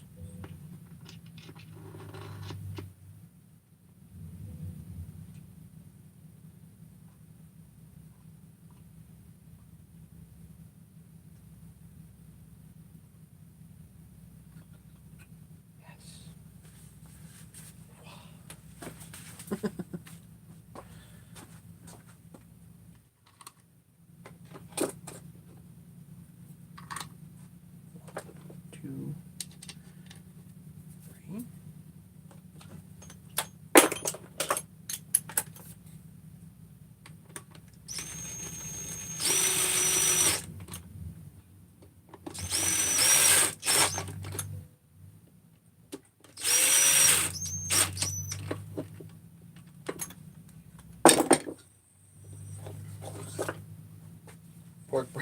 Pork break sounds delicious. I'll be making dinner. Had to sell a blower. Shop mattresses. Still need to write report cards. Well, we certainly appreciate you having you here, Chris. Thank you. There are basically no females that frequent my channel, as far as I know. So it is a unique thing. That comes right out.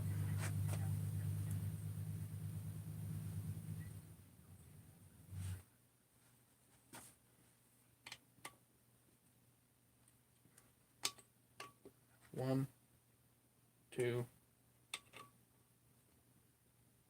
three. Your oiler is installed. There it is. The crank's going to be firm here for a bit. That will all loosen up. Don't have to worry about it. Okay. Well, we are moving, huh?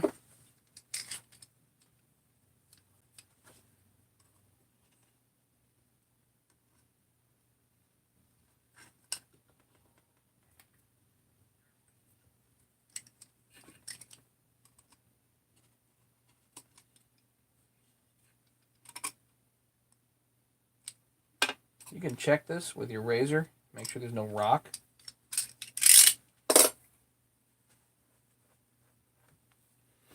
Of course, I didn't put this in the ultrasonic. I'm going to go stick this in the ultrasonic for a bit. Be right back.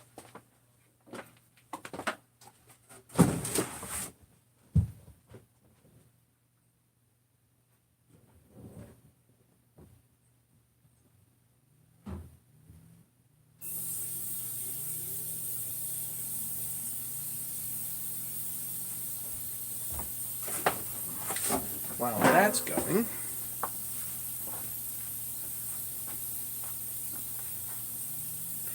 we got our gas tank here.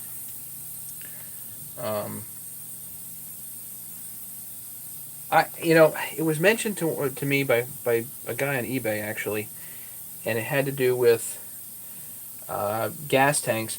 And he said get the gas tank on early in the process of rebuild. And you know what? I've kind of taken to that and think that's pretty important. Let me go give this a quick wash. I'll be right back.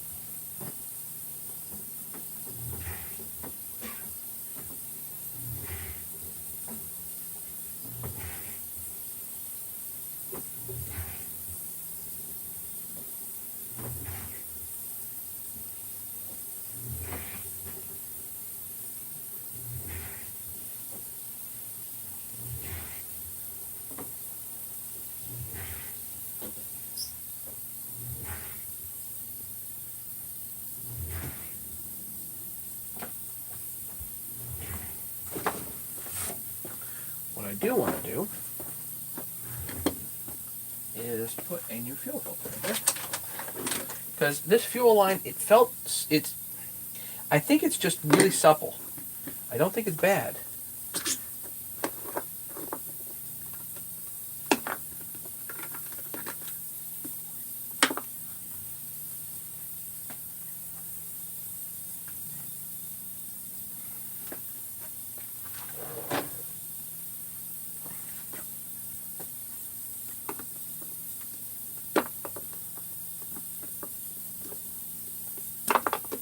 Yeah, Tim, and it's just not a good sensation, you know?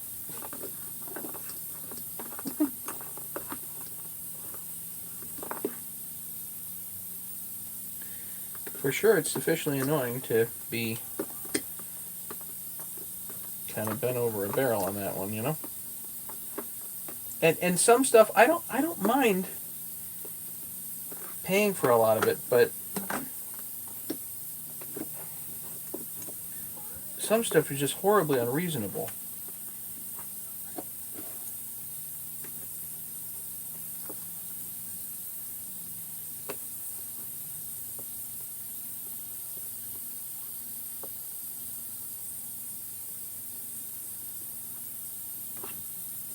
The fuel line actually feels okay.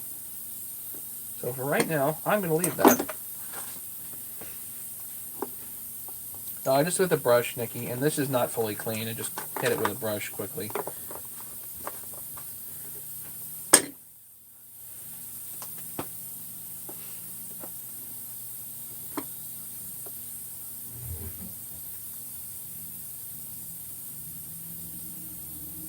Yeah, there exists an extra large fuel filter. It's actually the 3120 fuel filter. So you can look that up if you want. Most of the time you don't need it.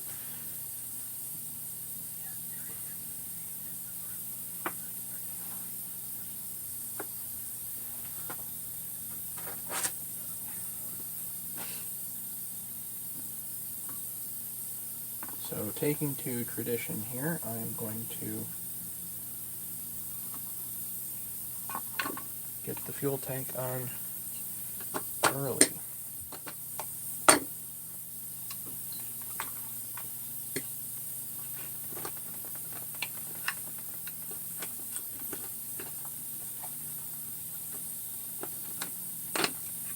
Just got to line everything up.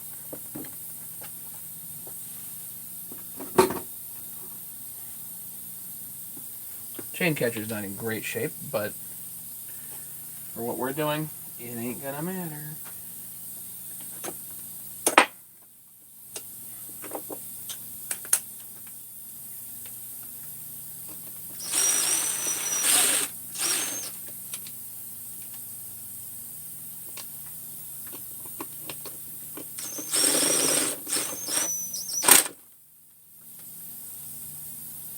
Short bolts.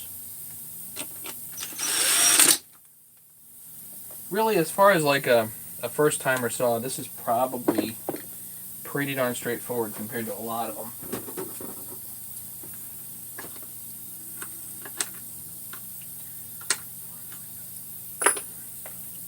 Might want a little bit of a newer saw, like a 272. A, because you want the biggest head you can possibly stick on a chassis. Why would you stick a 48 millimeter head on a chassis if you could put a 52, you know? But overall, this will be a great running saw, and they're pretty easy to put together. Pete. Simple green, gallon water, 6-liter ultrasonic. I use mean green in the ultrasonic. That's what I asked Mastermind what he uses. That's what he uses. Glock also uses that. Glock 37 on the forums. And I'll show you. You may or may not remember, but the one thing that cleans up super well, flywheels. Like, man, that cleans up just so amazing compared to how it was. Beautiful.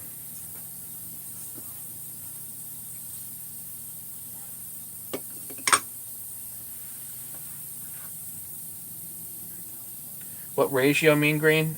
I don't have a particular formula.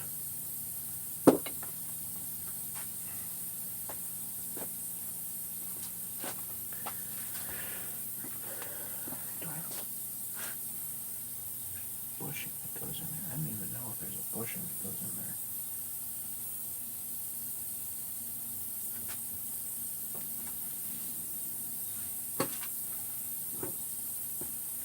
This rubber part goes here for the carburetor. I don't know why, but they got that there, so whatever.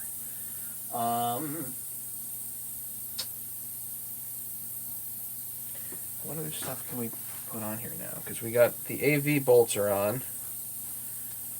I guess we could go over here and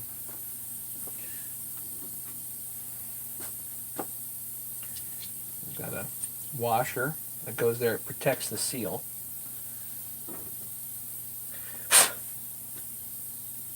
Your oiler pinion here.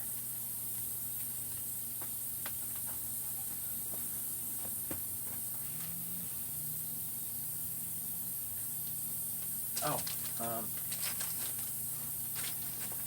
thing here. While I am at it.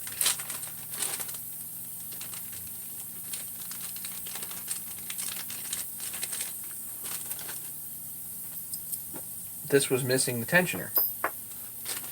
Now these have these little rubber things in here that hold the tensioner in, which I hate. Can't stand them. So I change them out for E-clips, and we'll show you that in just a minute. Because after a few years, the rubber goes bad, then you lose your darn tensioner. Kind of annoying. So put an E-clip on it. Makes life a lot easier, I think.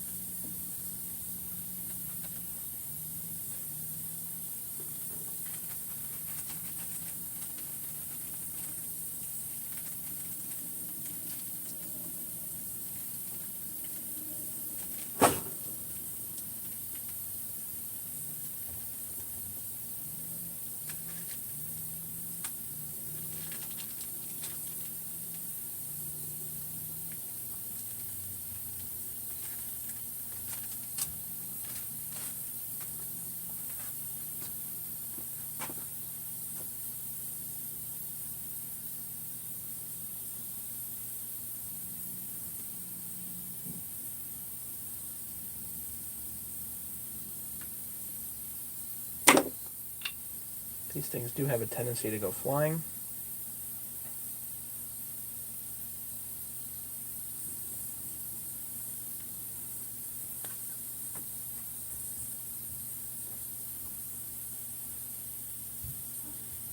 I tend to like to take the center tab down just a shade.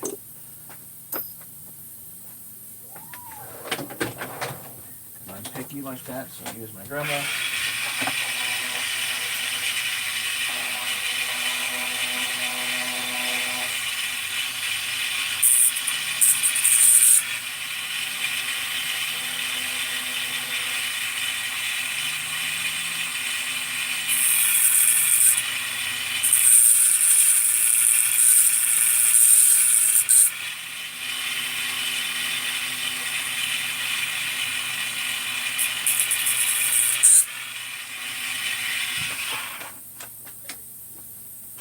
Just to make darn sure that the E-clip sits down as far as it needs to on this piece.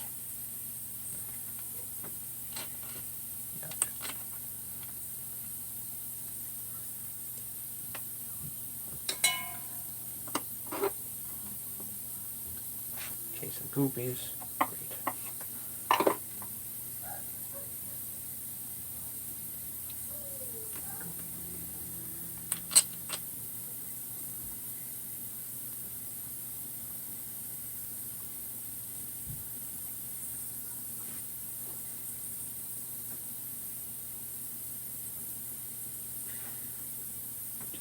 place it right down.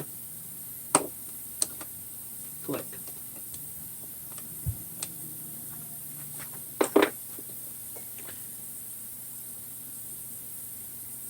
And that ain't never coming off. And now you can tension it. You don't have to worry about this falling off on you.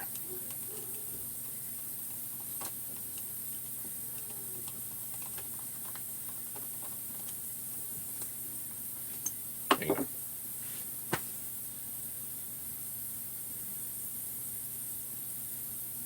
The purple stuff that I've used for cleaning turns flywheels black.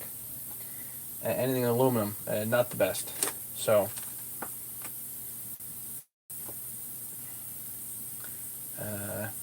this piece here.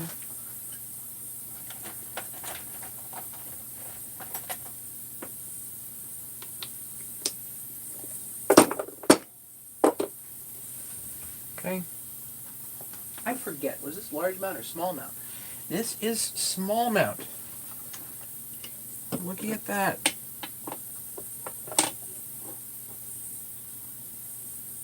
Wait a minute. No. It is large mount. Scratch that. Good. Okay. Alright. I pulled out the 262 bar. No. Large mount. Fine. Okay.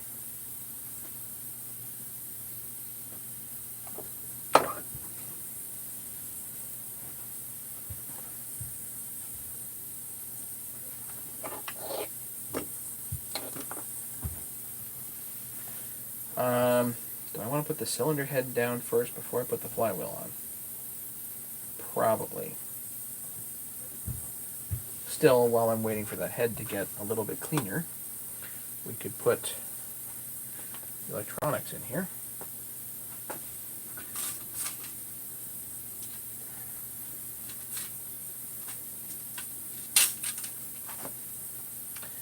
Now, this unfortunately worries me here. But also, unfortunately, this wire does not detach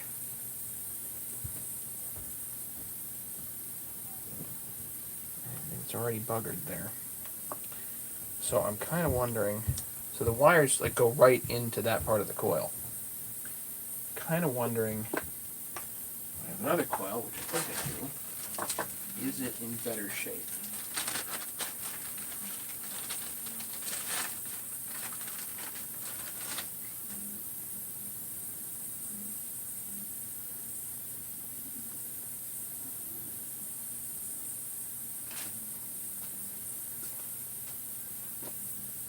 Yeah, these wires are in better shape here. So, I think we'll use this.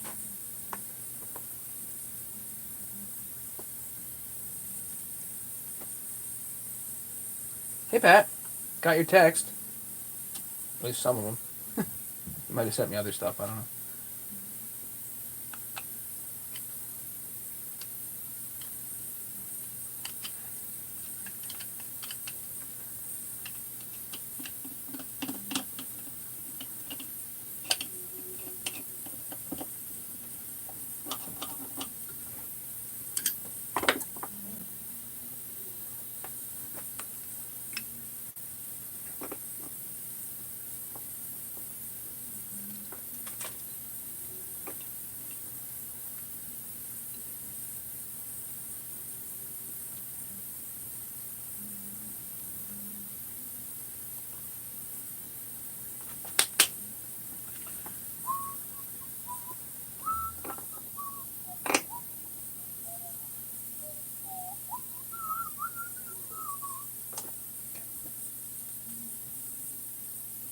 Yeah, you know, I'm not going to put Loctite on this. I'm just going to use the Loctite. Because I can't Loctite these until I get the flywheel on.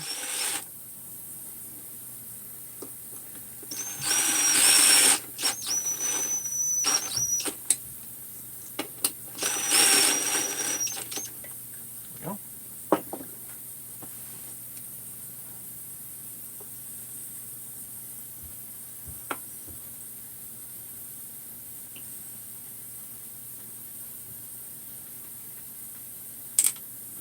Kind of hoping some of the wiring here will become obvious. That's why I kept some of these bolts in certain places here to make life a little easier.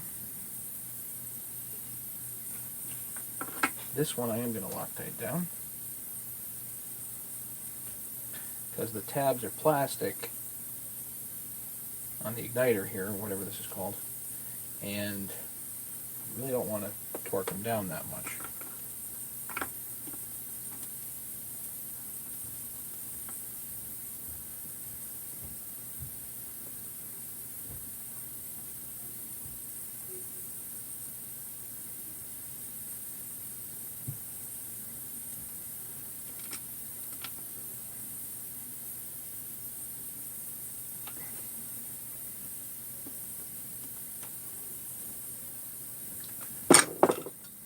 Brain's going soft. That's the wrong size.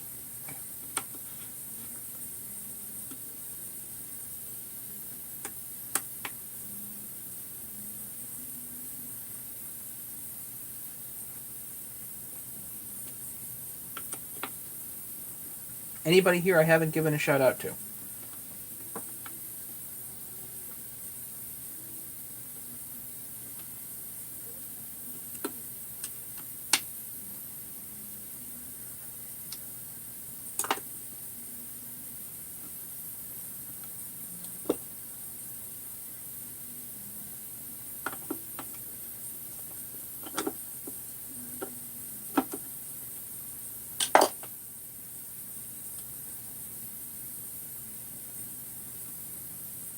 Tiny little screw here. Basically, all this does is connects two wires, and it does it so they don't touch ground. So this white piece here basically is, I guess, a nylon piece that connects these two.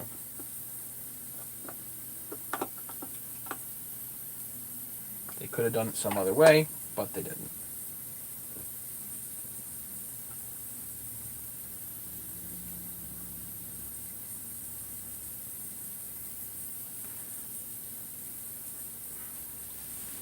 Now, one other thing I noticed is that this switch didn't have a kill on it, and I'm wondering if I can actually add it to here.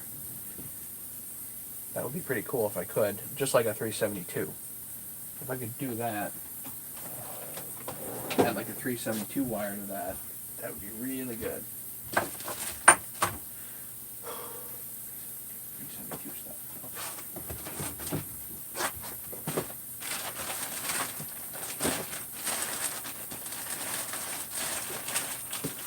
Okay. Got lots of 372 wire.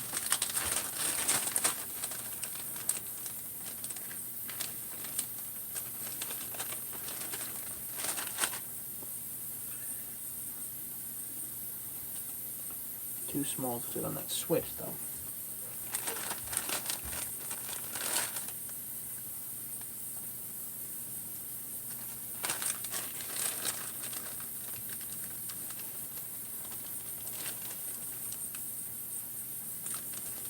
Any of these bigger connectors? No.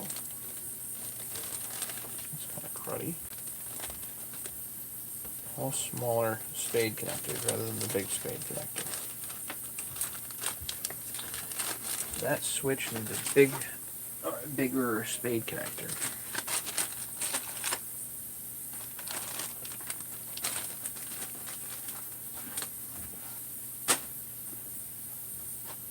So here's a 372, one of the kill wires.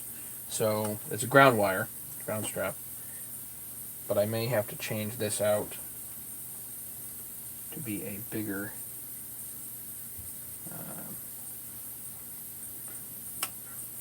spade.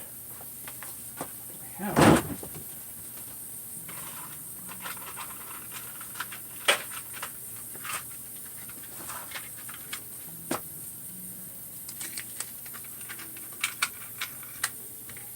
Got all kinds of spade connectors.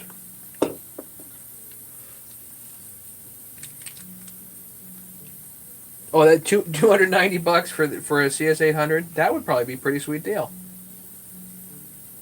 Yeah, that'll work good.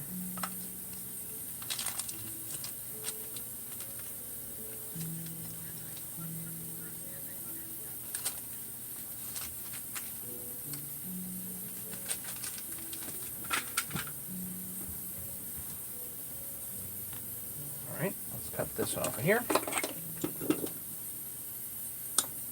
No, I know.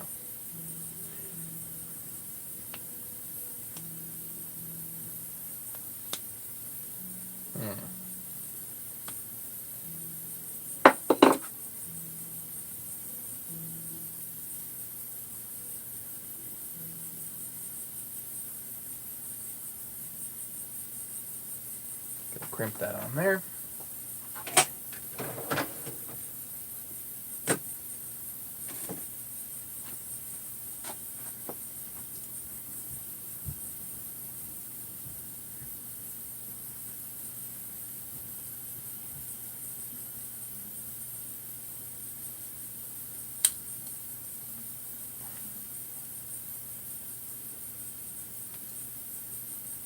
Crimp.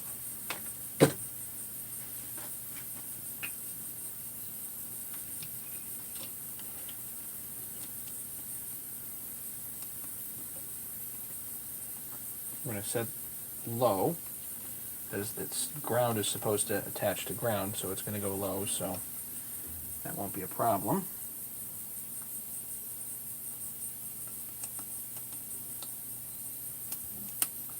Tend to think somebody put the wrong switch in here, but whatever, doesn't really matter. Let's see if I can add this right here, because that would be darn cool if I could.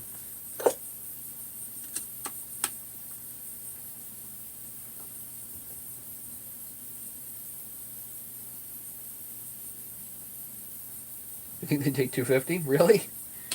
Probably a pretty sweet saw. Oh no. No. Too small of a hole here.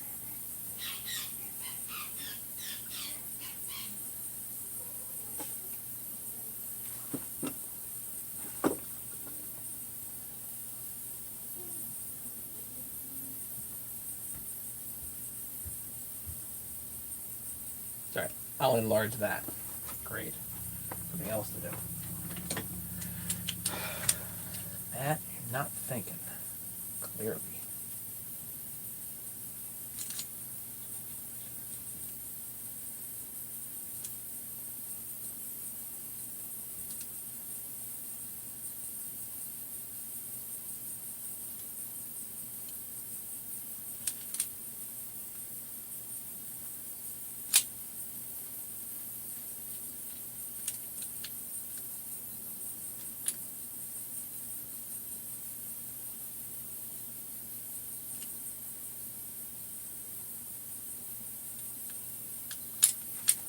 Don't know why those aren't closing fully.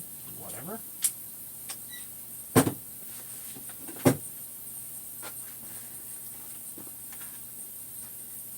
To get really the best way to open that up would probably be with Dremel here.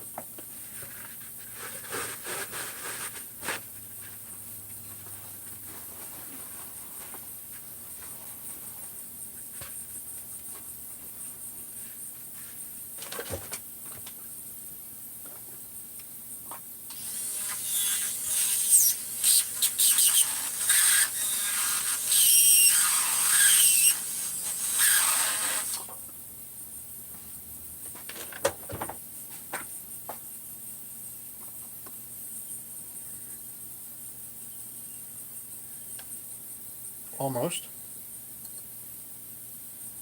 John told me that's the original type switch. Yeah, well, still don't like it, but yeah.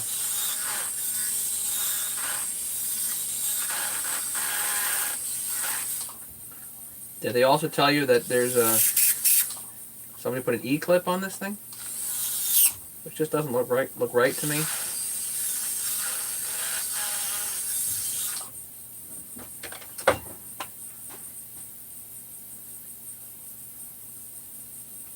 Oh, butter. Okay.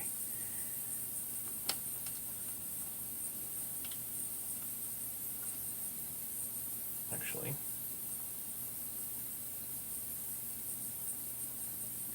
first would be this washer. Then that goes through there. Then it goes down like that. There we go. Aha.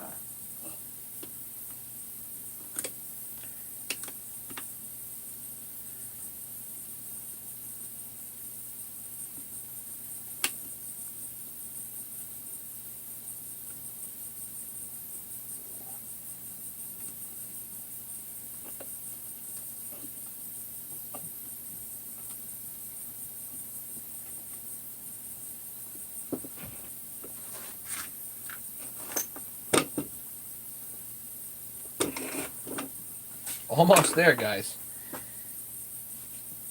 This is good. Still waiting for the head. A minute. Let's look at the piston. Now, this is where we're getting in the realm of this is not really the best thing that you want to do, but this piston is slightly scored. Slightly. This is a special thin ring piston. It is my understanding you cannot get these anymore, and you cannot get the rings. So if I break one of these, then I'll use a different piston, which is fine, but it won't be the super special thin ring ones. Wow, those are thin.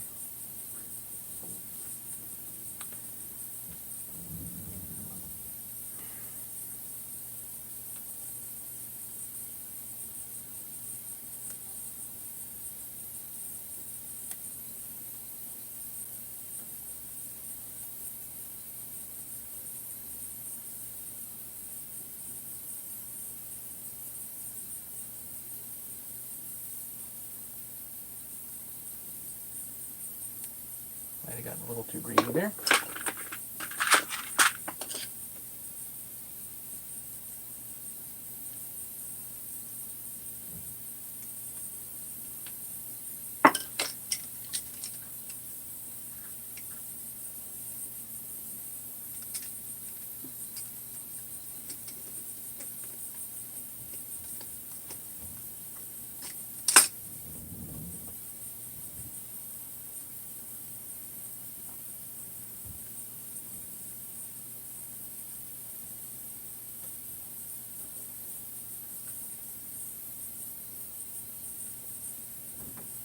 Trying to work it gently off this way, but it also may not want to go.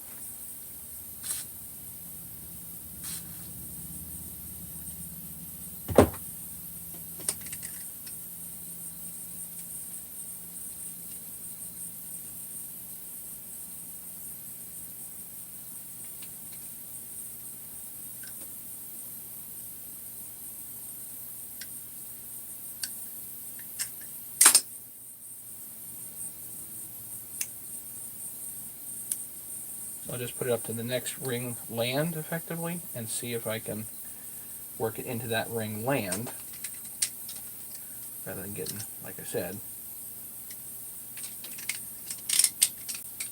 might be a tad too greedy.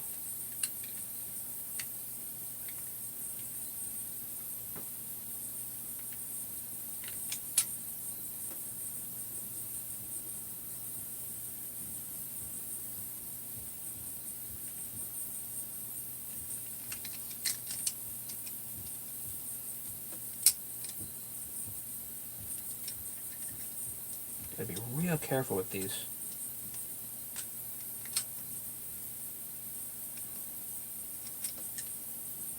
back here does this move?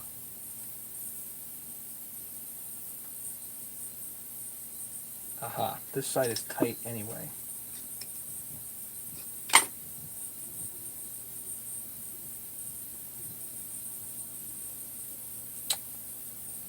So definitely over here, where it was starting to score, I want to be real careful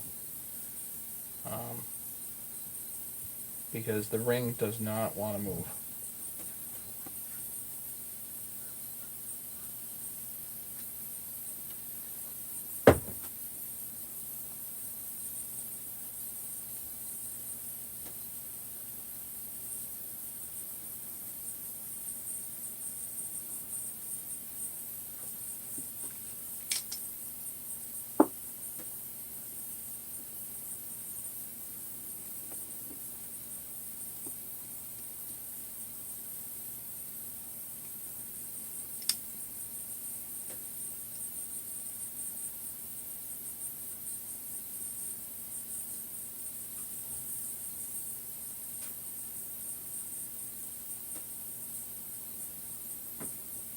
I don't know.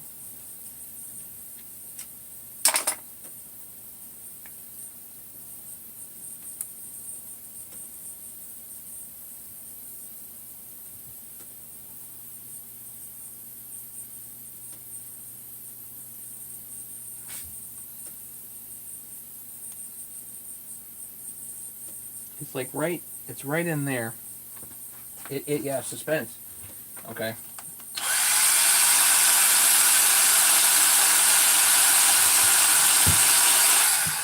You didn't see me do that.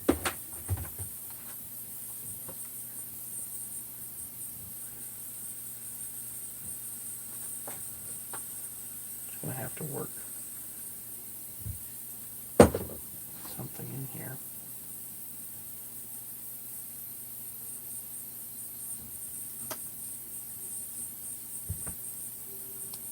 It's like it just doesn't want to let it out.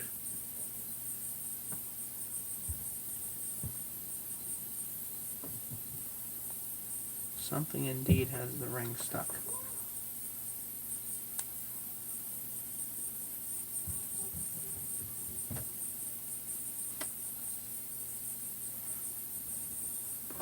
And that's why I don't even know if I have a file that's thin enough to go in there, because you got to go into the land area and just hit it with a file and get the carbon out.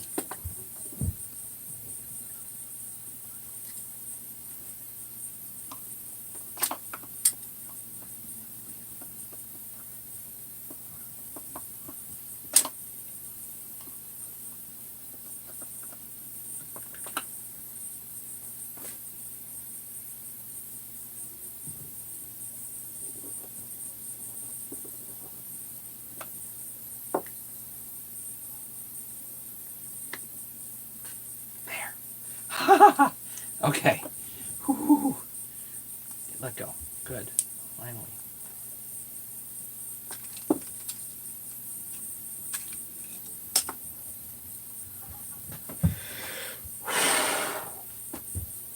Hey, Roger. Drop it on the floor. Yeah. Hit it with a hammer a few times, drop it on the floor. Gotta make darn sure that, yeah. It wouldn't feel right if you didn't screw something up.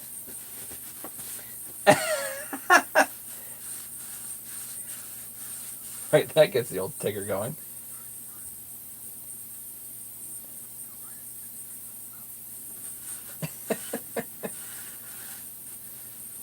Alright. So I'm just gonna hit this with the Scotch-Brite wheel, which you probably shouldn't do, but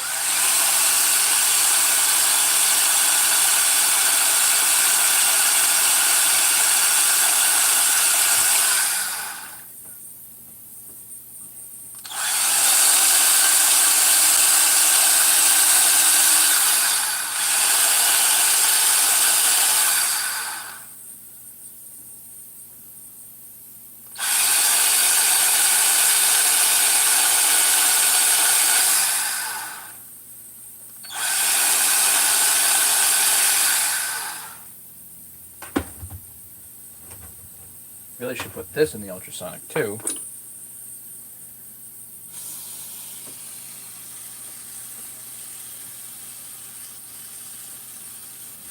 What do I use to get in here? The razor? Is that thin enough?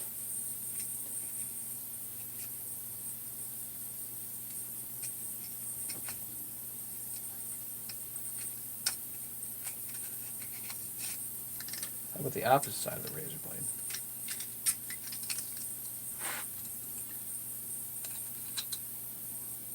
Might actually work.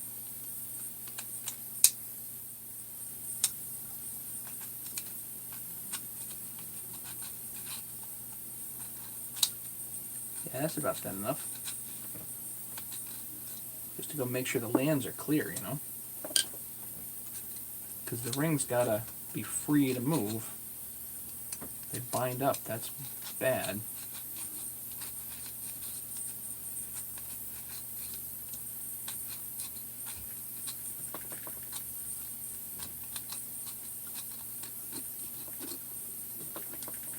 There's all kinds of junk in there.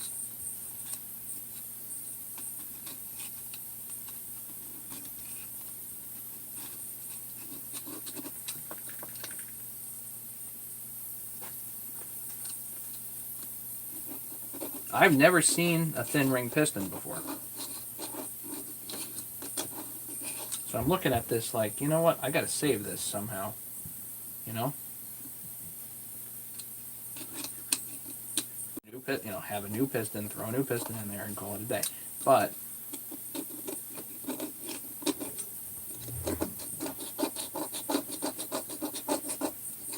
black stuff. What is that?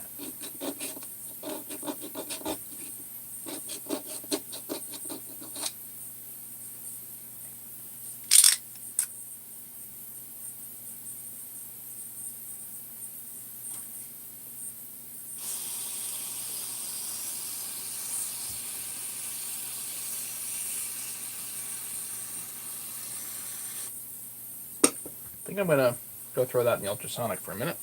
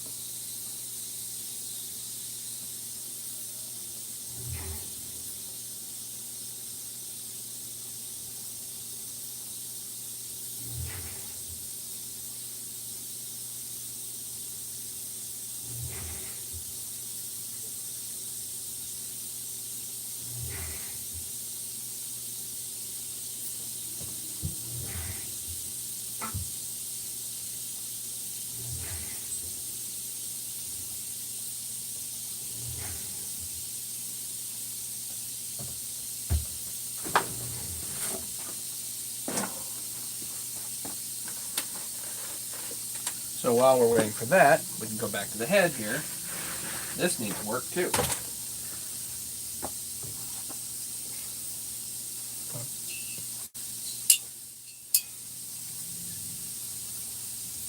They had a single ring piston, but not a thin ring piston. I don't think they had a thin ring. Certainly not as thin as these. These are like a millimeter thick. These are really thin. All the carbon in there. Yuck.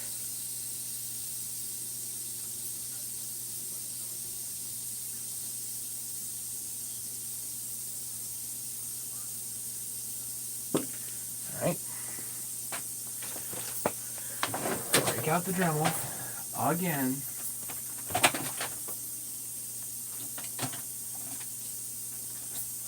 This definitely doesn't need lots of work, but needs work.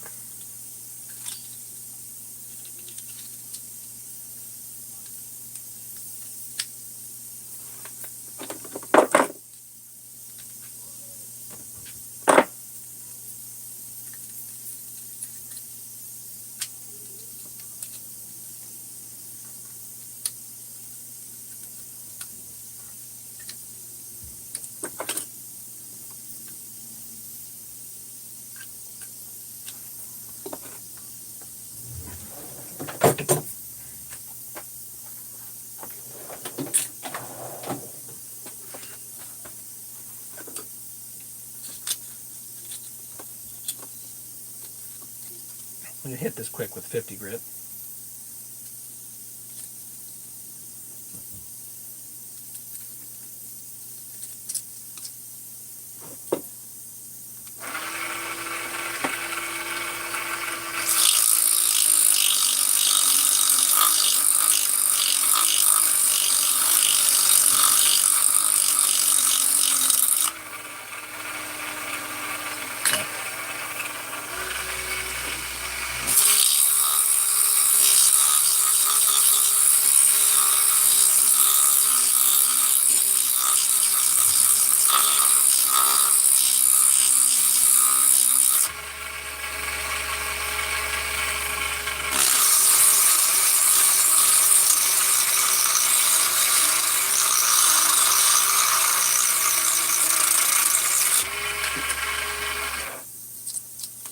Peel a little bit off the end.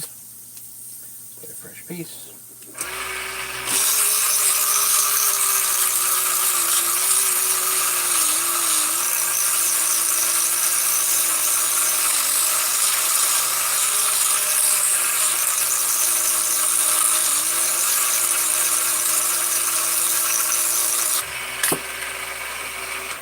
And we're getting carbon off. It loads easy, so.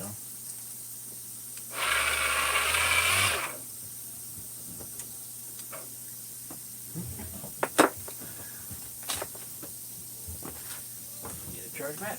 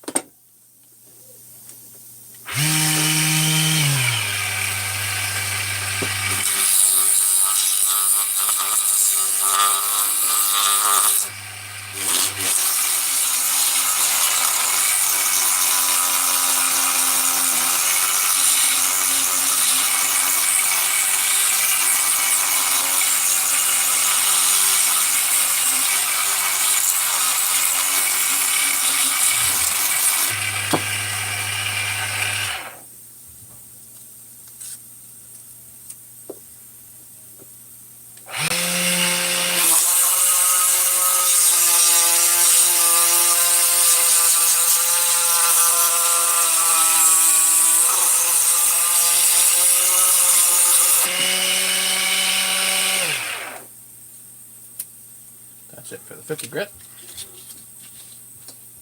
Plate it with the 220.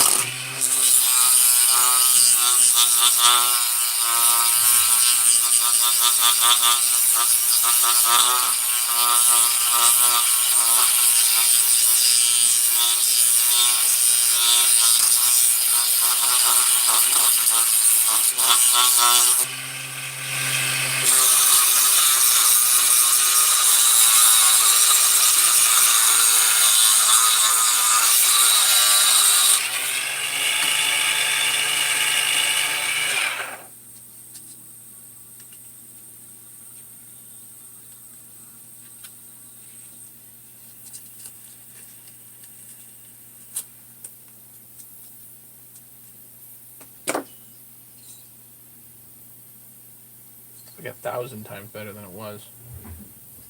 Remember, this thing generated compression before. It generated reasonable compression. Or better than reasonable, 175 pounds. So, you know, that's nothing to sneeze at.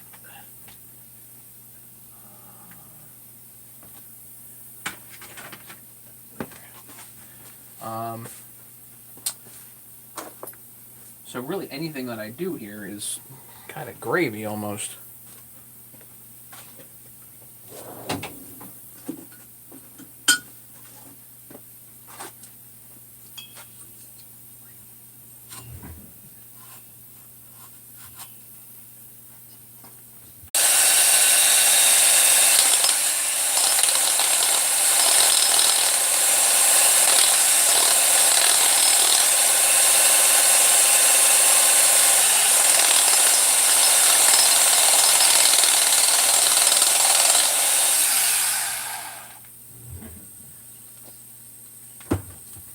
said, like 1,000 times better.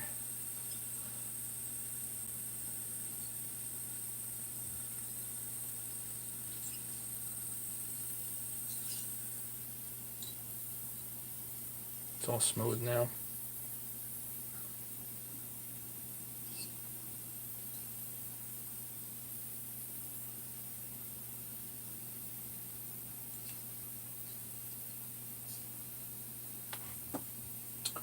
Just wondering how I knock some of the carbon out the top there.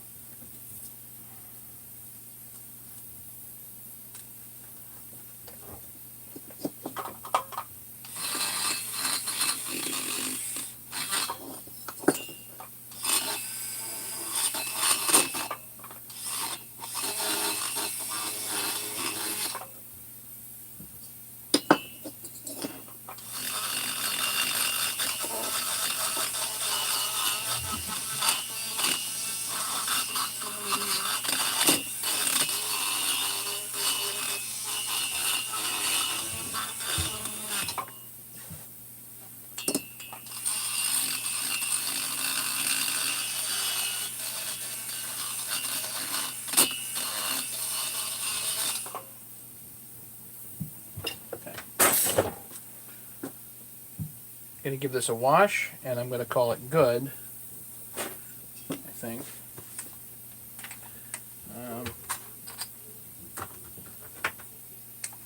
At least it's better. Take care, Will. Appreciate you coming. Oh, Ellie's here?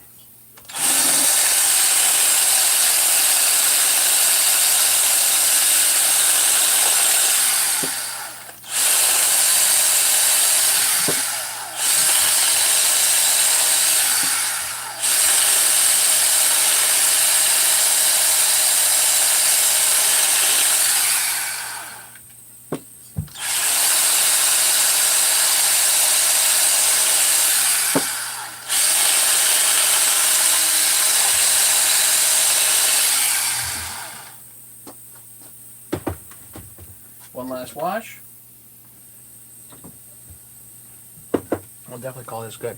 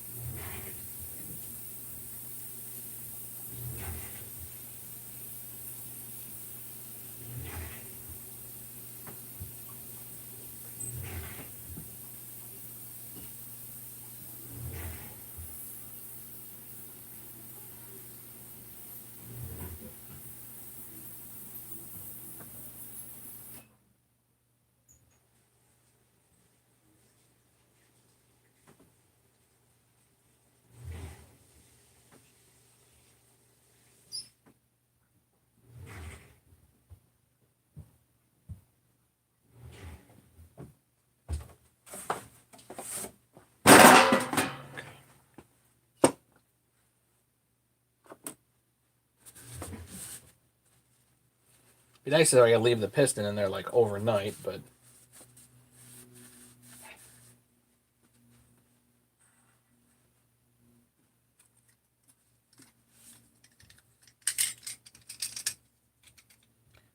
I can hit this with a light. Look for crud and whatnot. Try to get as much crud out as you can.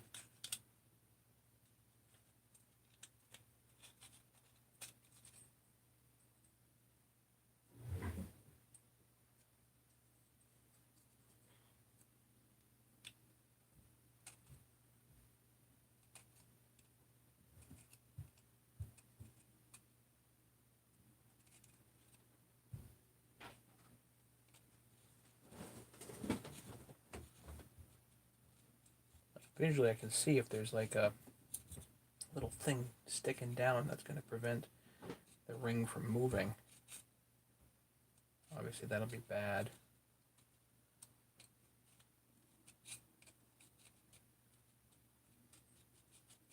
Or a chunk of carbon in there.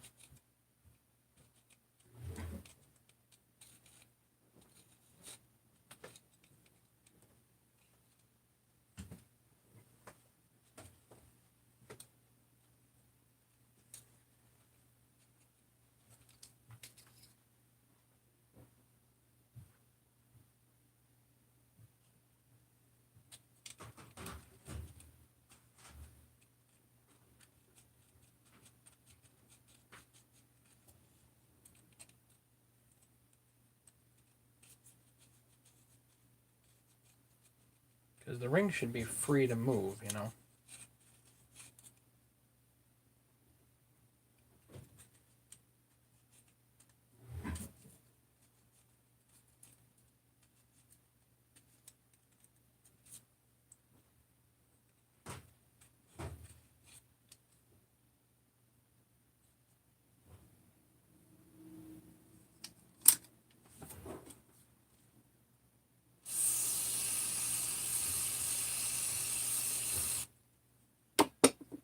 And you can sand this as much as you want. I just hit it with the Scotch-Brite.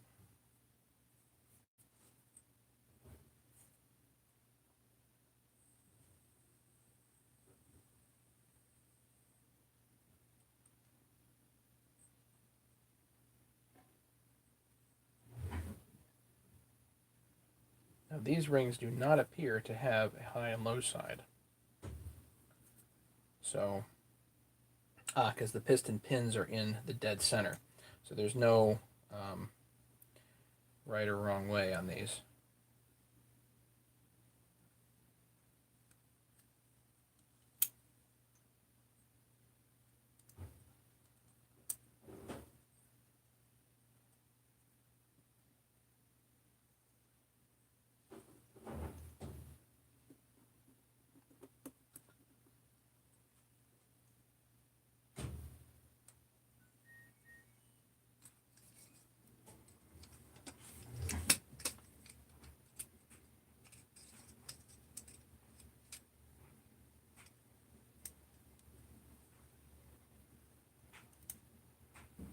There we go.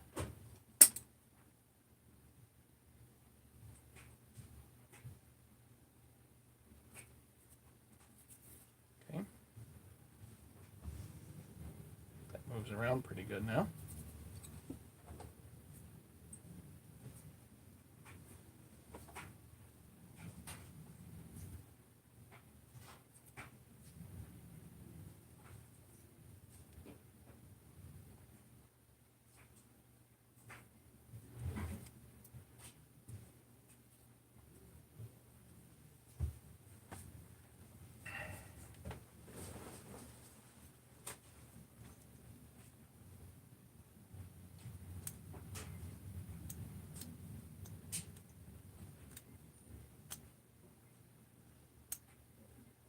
Beauty.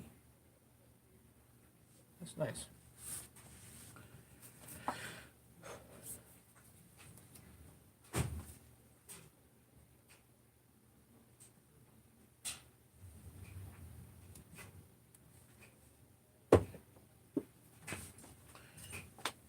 One thing I've kind of taken accustomed to here is getting piston installed in the head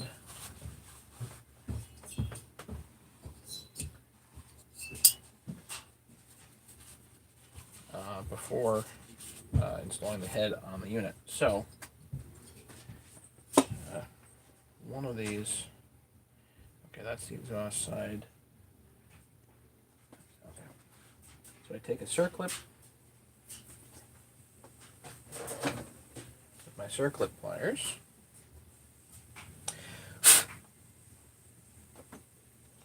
I put the PTO side clip in first.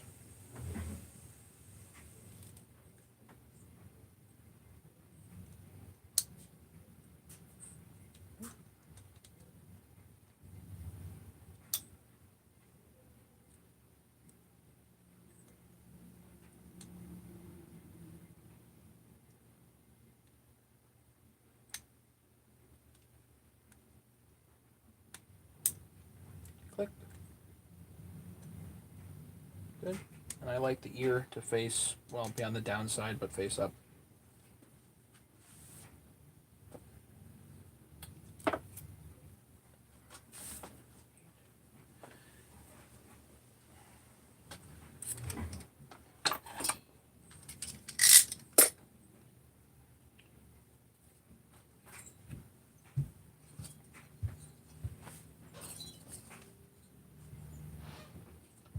The arrow points to the exhaust side.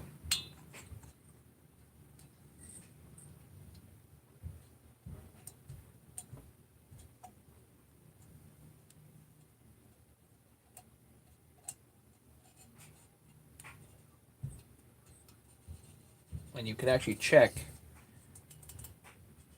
if the rings are in proper and all that stuff, which is cool.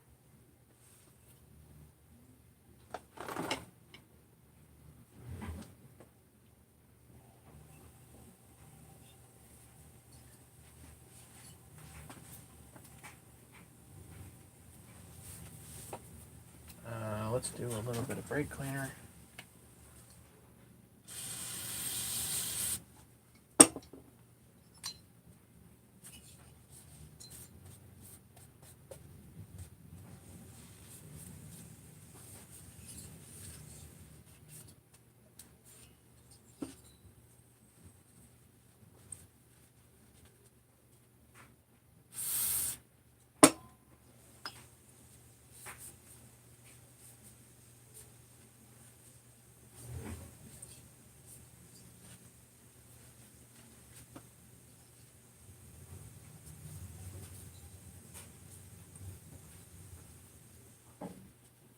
Okay.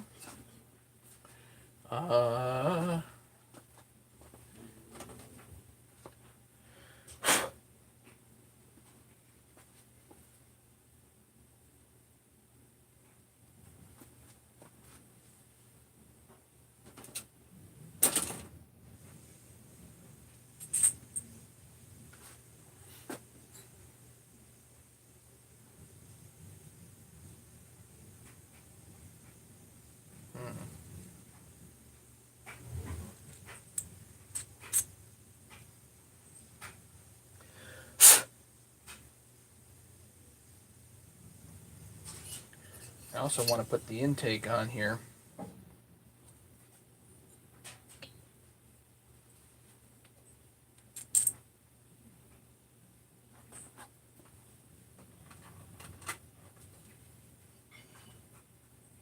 Aha.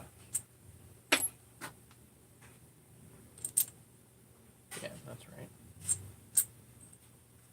Make sure you got the right bolts. And the intake bolts. These went through the ultrasonic. Still got to clean the head just a little bit more.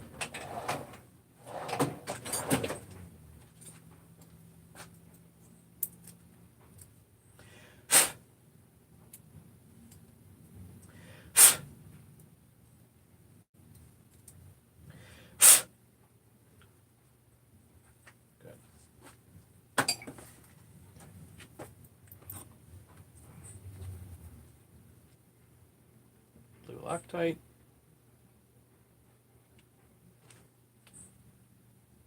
I think we'll do some 1184 on here.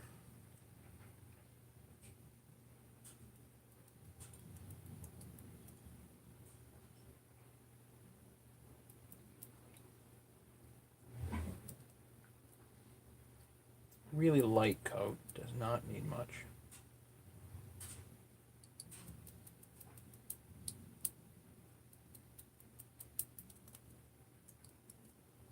Make sure that that hole there is good.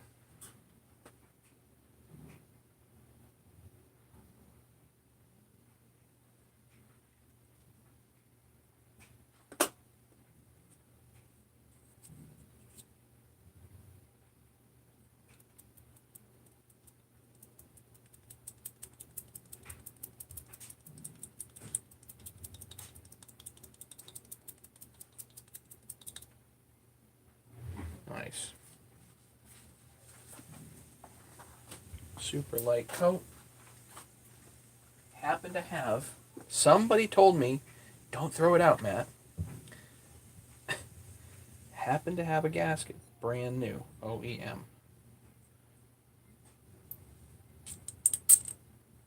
When I was doing a build, somebody said, Matty, don't throw that thing out. Oh, wait a minute. Wait a minute.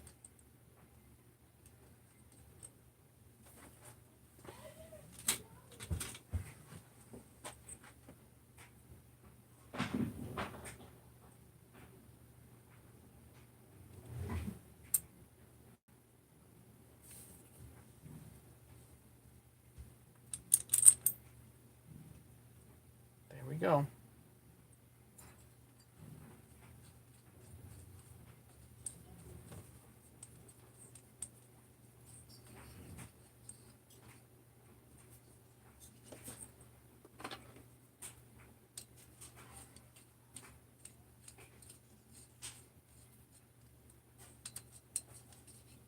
Make sure it's right side up. You can look in there and see. This is really nice to get the block on well ahead of time here.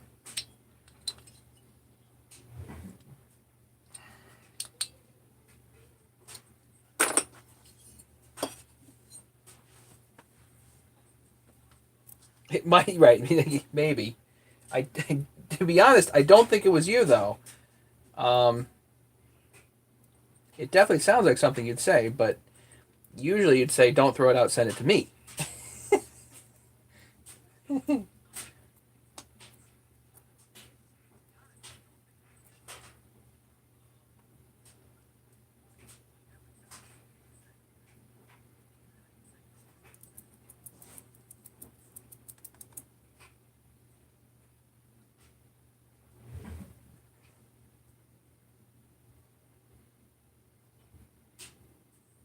I definitely do not goop up every gasket.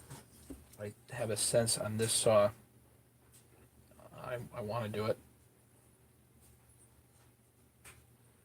I don't want to ever see this thing ever come apart.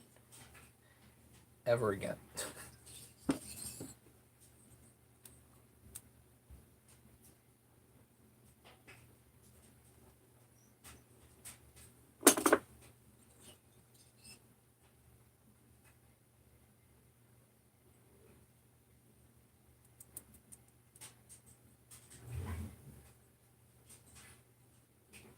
Gotta be very careful, don't cover the impulse.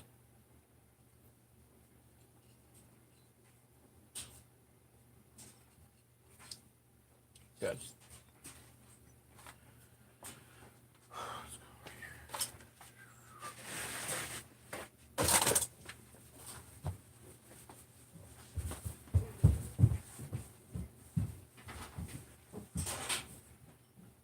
You made a kill wire so a little further away with the same thing? Yeah, good. Makes me feel better.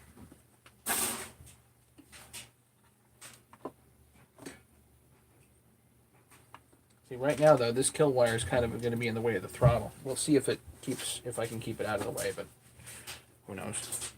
All right.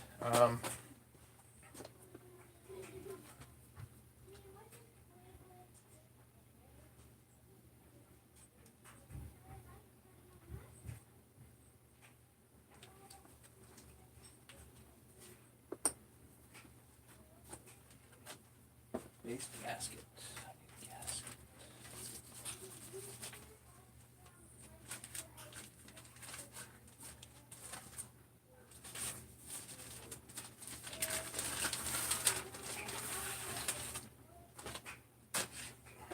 Yeah, it sure looks like it'll work.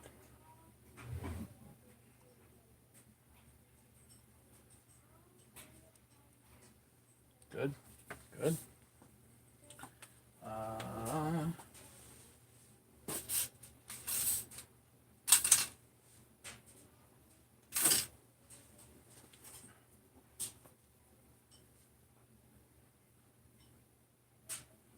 Pin bearing. I don't want tons of oil on it, but I do want a little bit. Now, if we're going to put the piston and everything down here, now I can go here coat the whole stinking thing.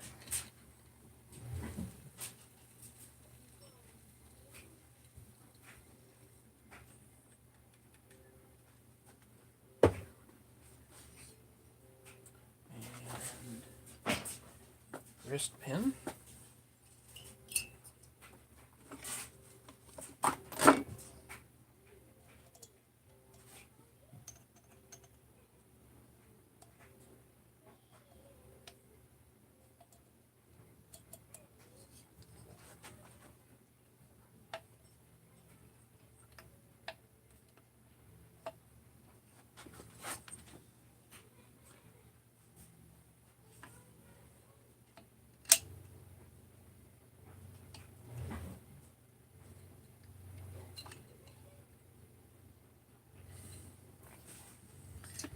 Wrist pins are a little tight. They drive you crazy.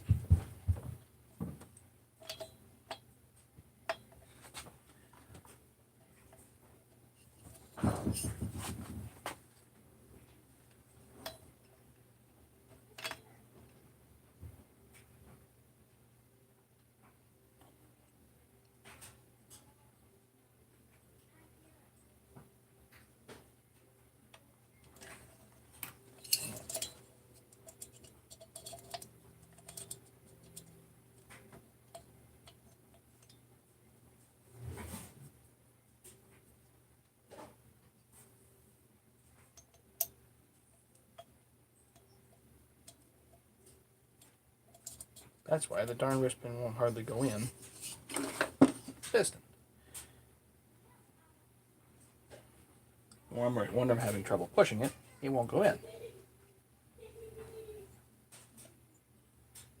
There's a lip there or something.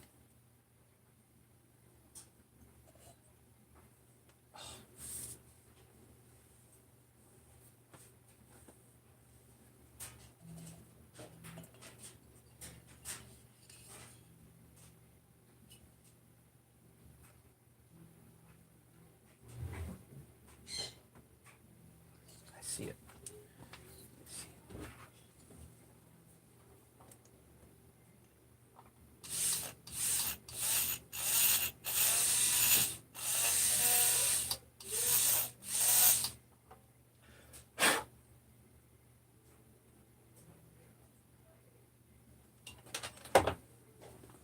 The aluminum gets peened over just even a little bit.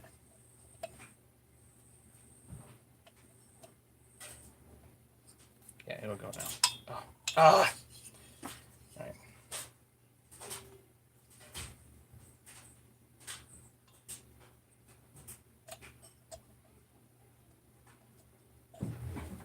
Ah, the rings, the thin rings. Make life so nice. Okay.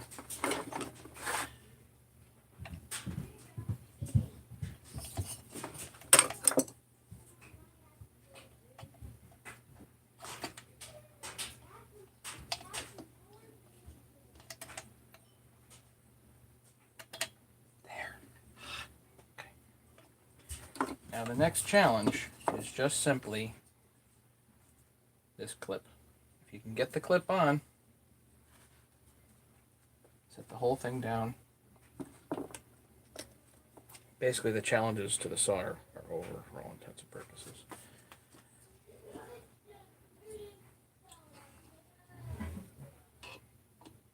Pins all the way in.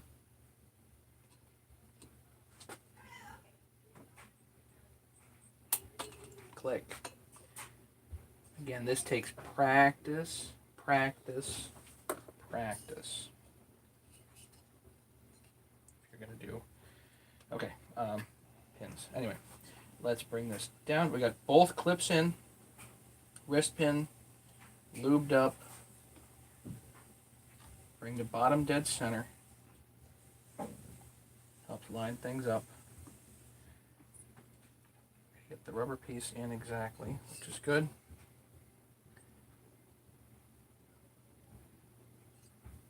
Alright.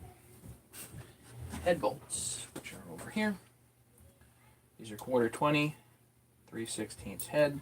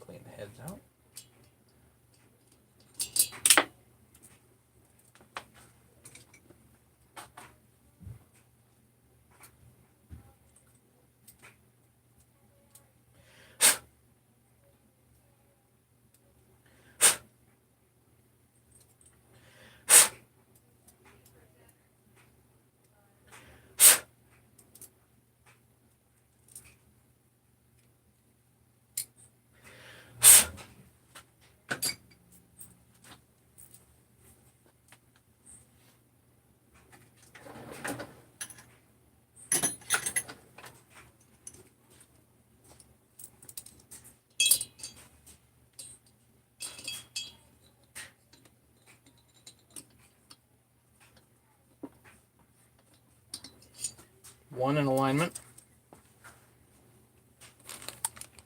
A little bit of grease helps hold the bolt.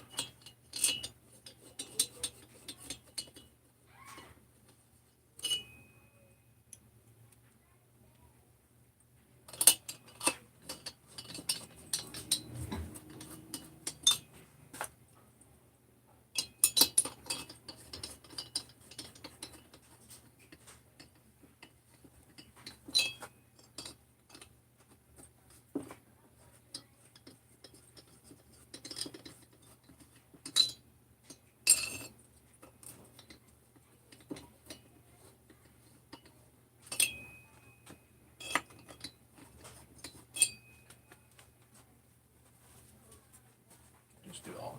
I can do this with the impact, but do it all by hand.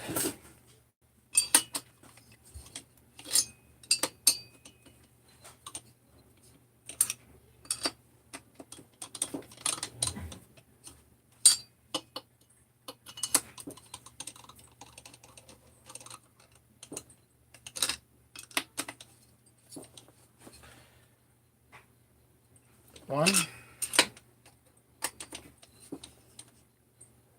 two, three, four. Double check. One, two, three, four. It's crazy. We're almost done. Crazy.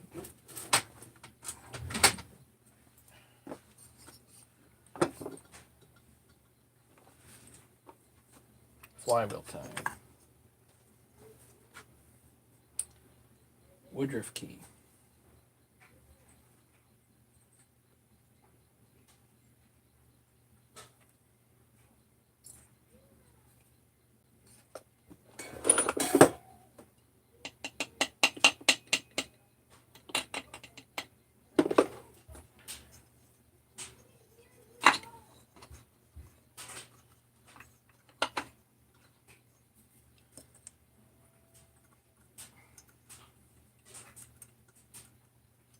Washer.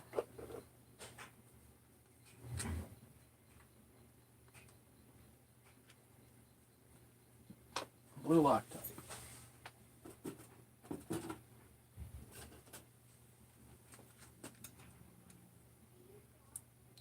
Neither of those nuts will work. I need an M10,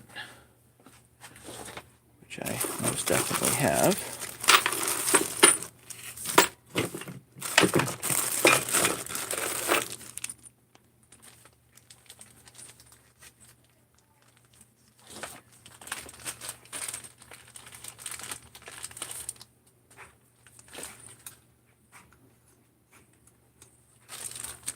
M10, that'll do.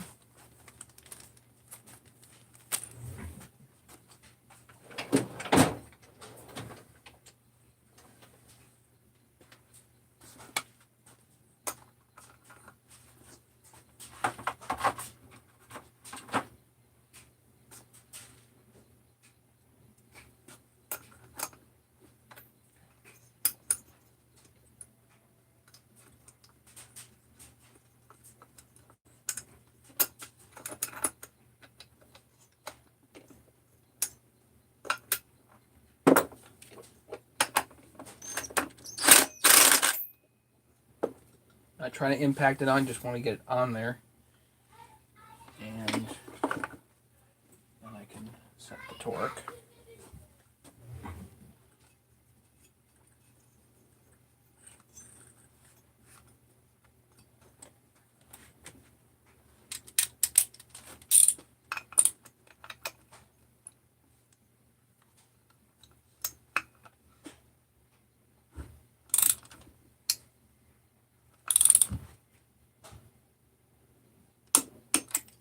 Good.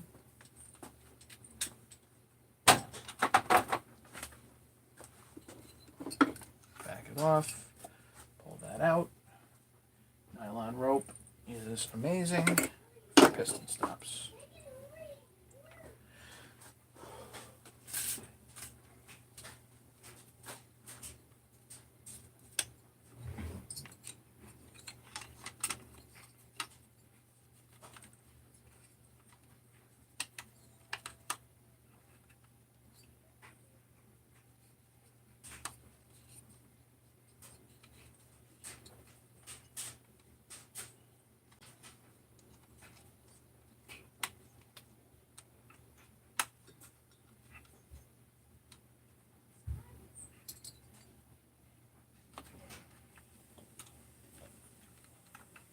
kill wire gets run. Be honest and say I don't really like how that's run, but I think that's kind of how it is. Okay.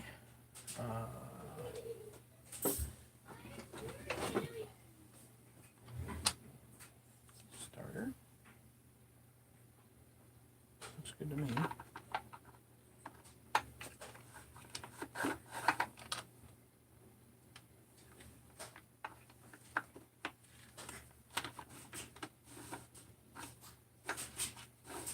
Aha. This starter is too small for that particular M10 nut. So unfortunately,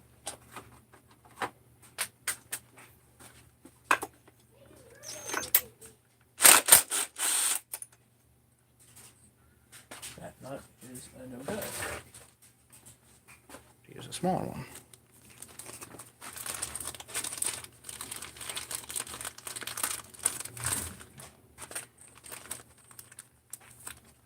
Norm, luckily it came, the weld. Yeah, Norm, luckily it came right off. We got real lucky. I just hit it with the impact quick. Yeah, came right off. I don't know what the point of the weld was. It looked initially like it was welded to the crank, but it basically came no problem.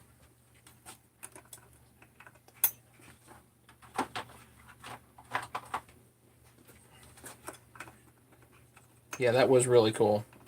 It was just really weird, you know? It just fell into the category of weird.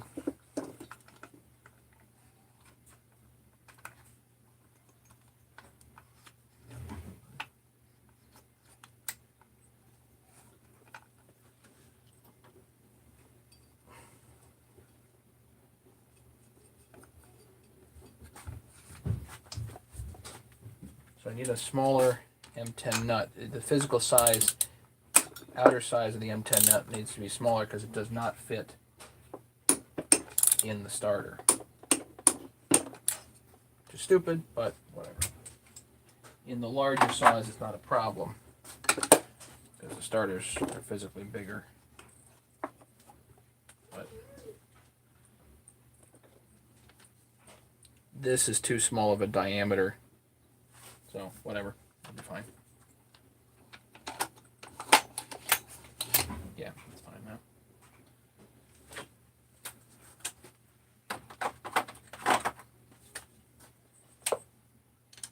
We're moving now, guys.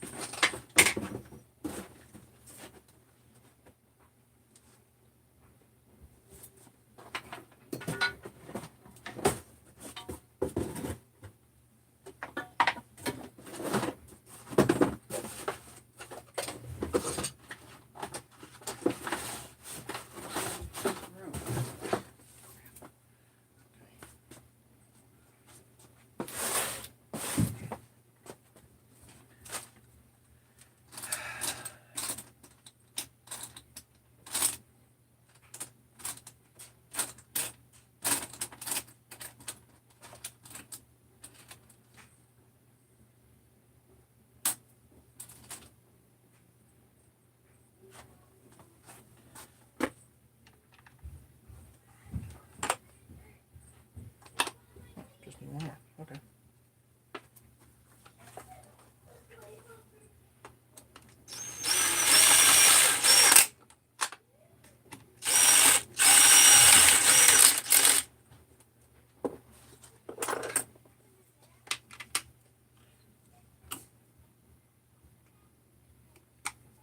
You've been working well.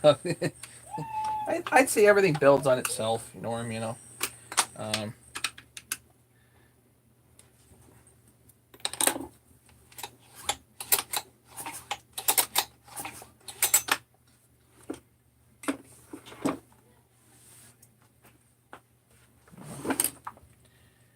think one of the guys on the forum has a saying.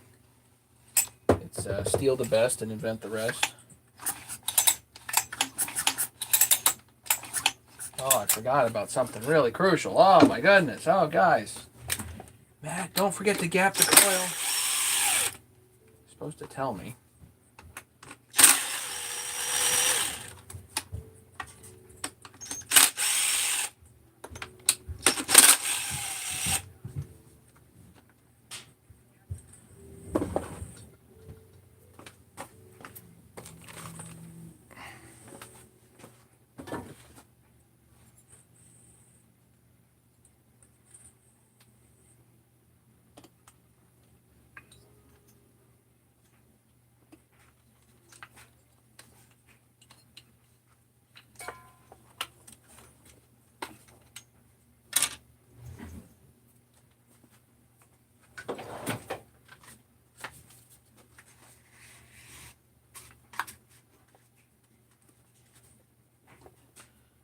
Supposed to tell me to gap the coil.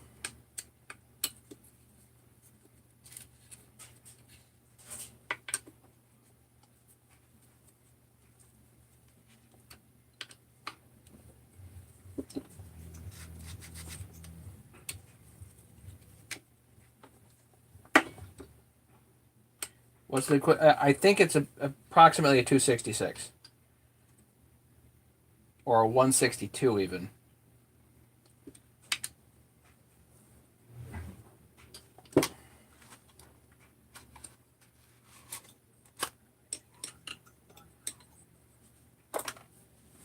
I may need to put the carburetor thing in, so I won't. I'll put this. Yeah, this is okay to put down. As soon as I put the starter cover on, I said, shoot, maybe there's one other thing to do.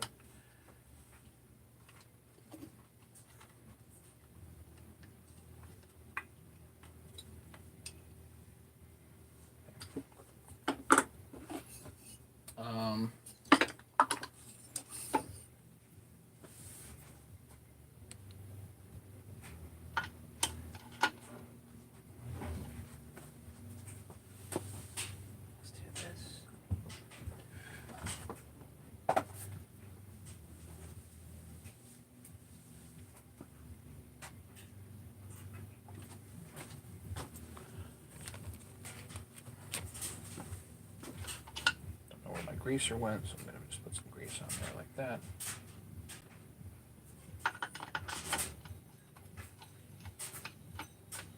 Nice metal cover, spur gear. Hopefully it's 3/8. I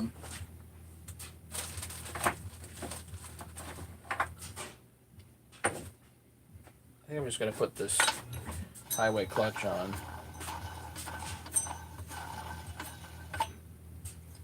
Makes most sense, I think.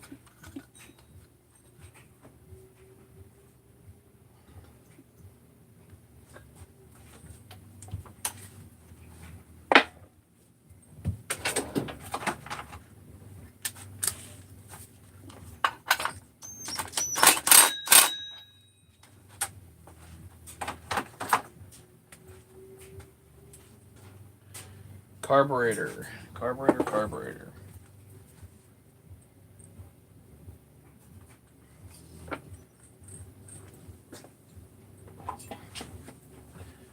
One thing I didn't get a chance to clean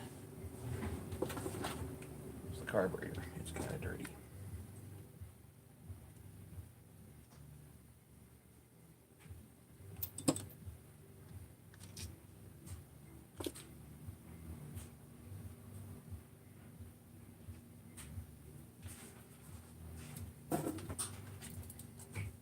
I'm cleaning the outside of the carburetor. I like to plug that hole at least. Usually you can plug the impulse hole too, but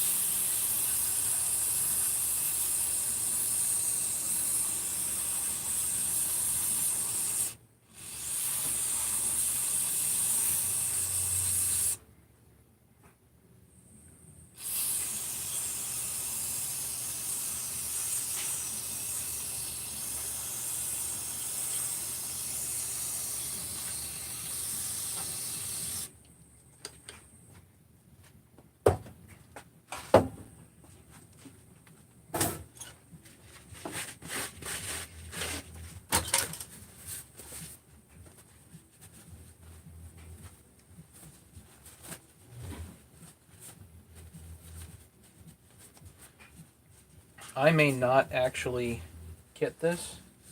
I may just open this up and clean it. 3 hours, huh? Jeez. I'm working as fast as I can, gentlemen.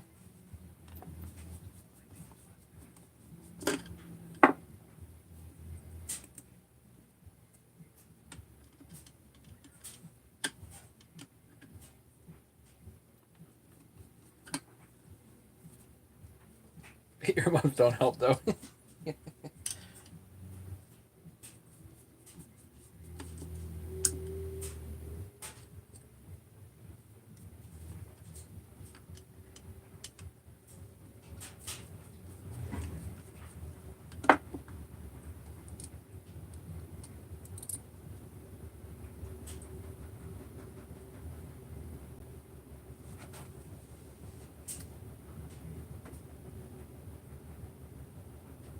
See, that looks all clean and nice in there.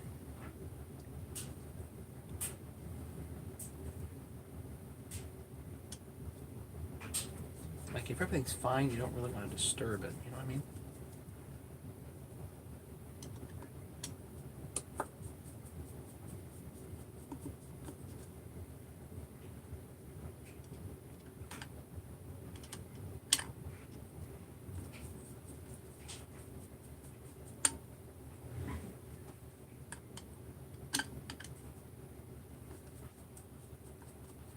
Take care, Pat.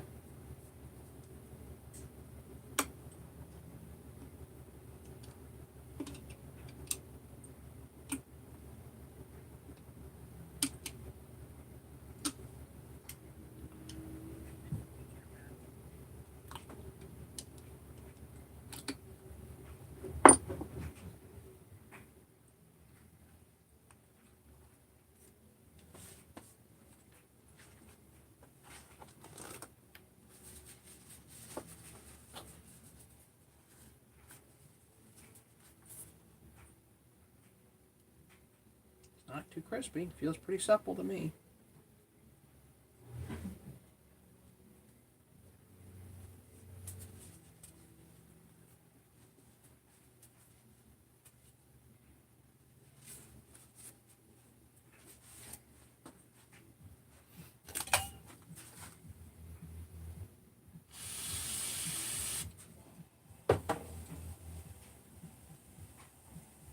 Flow's nice.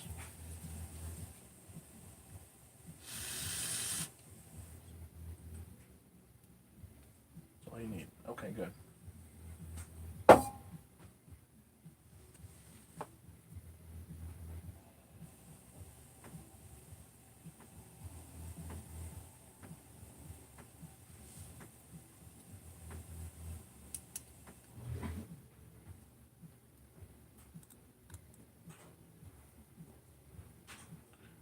Cleaned. I'm just gonna put this back together. Don't want to disturb it too much.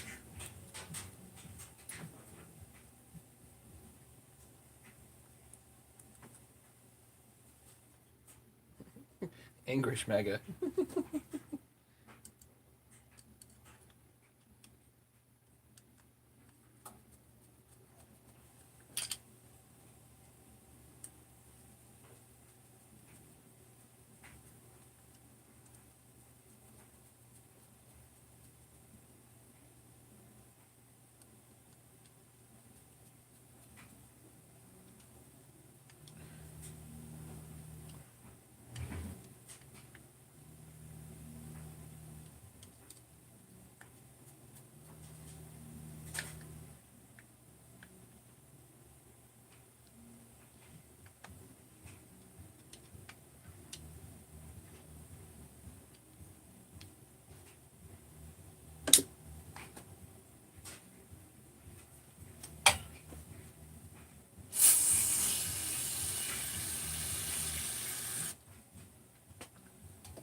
Nice and clean.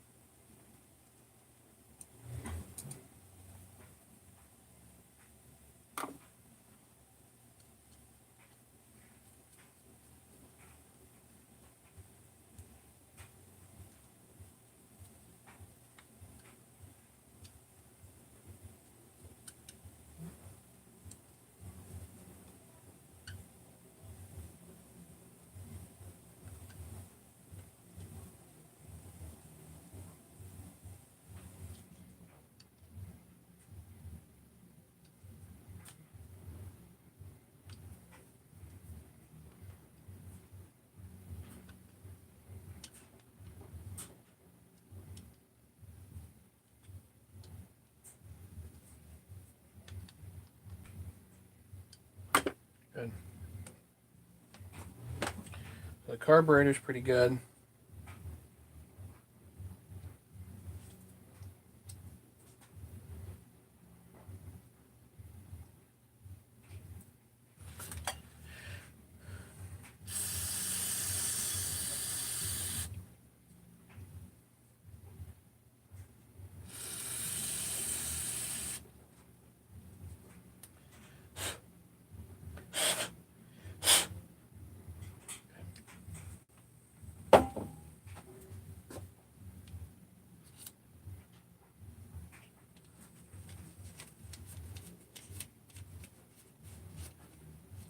Dirty. Nobody cares about that.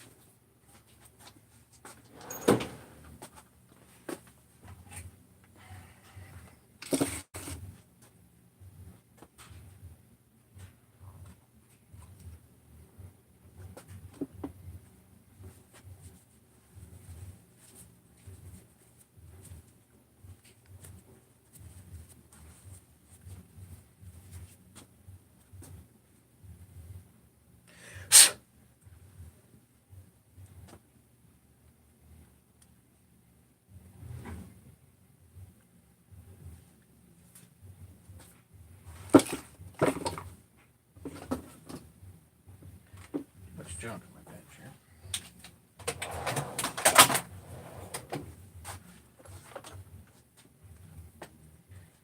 Okay, Loctite here.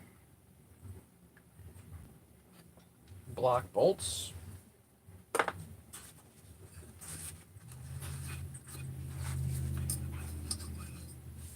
Base is nice and clean.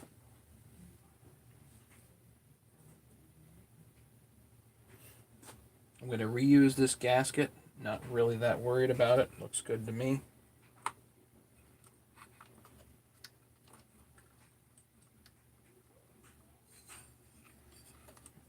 These.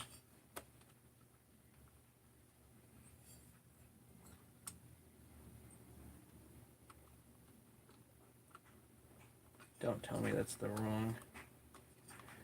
Alright, something else I'll fix too. Lovely.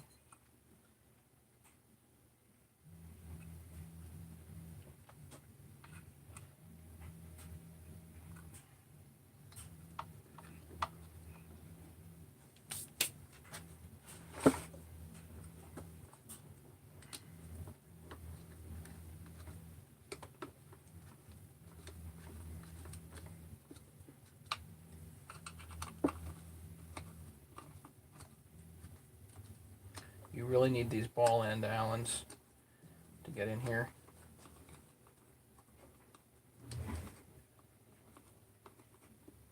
This would be an exceptionally annoying job without them.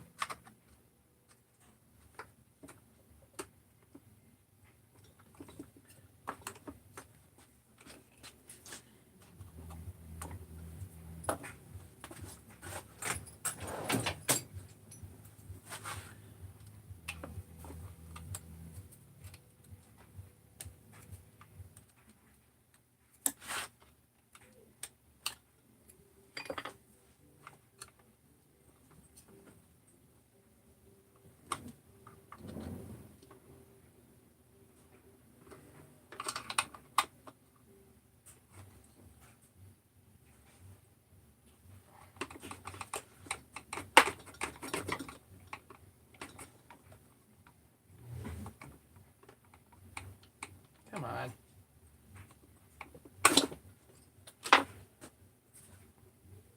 Alright, so this kill wire is off of a different ignition of probably a later model. I guess I'm just going to clip it, unfortunately, and put another a wider spade connector on there. Cruddy, but oh well.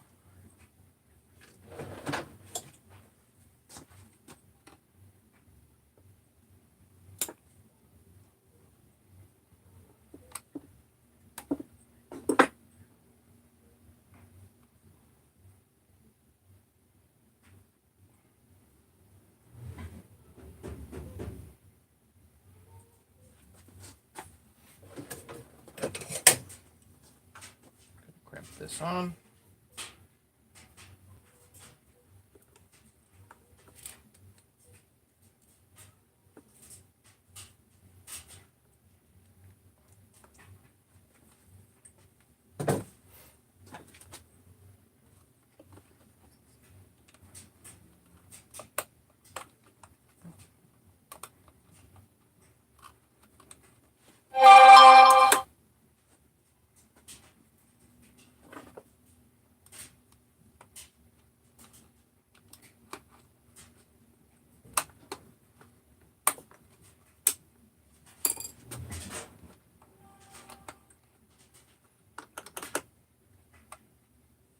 Those wires won't be in the way now.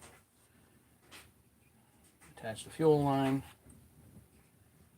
I don't think this is the right choke, but it was working, so let me pop that right in there.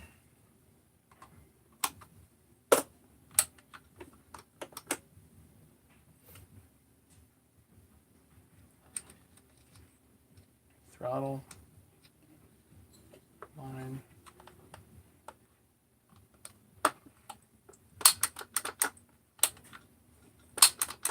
Good, that works.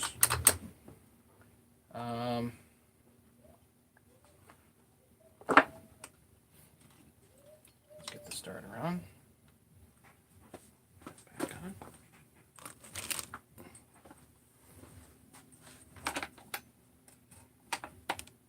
do you think, guys? Looking like a saw. Thanks, Norm.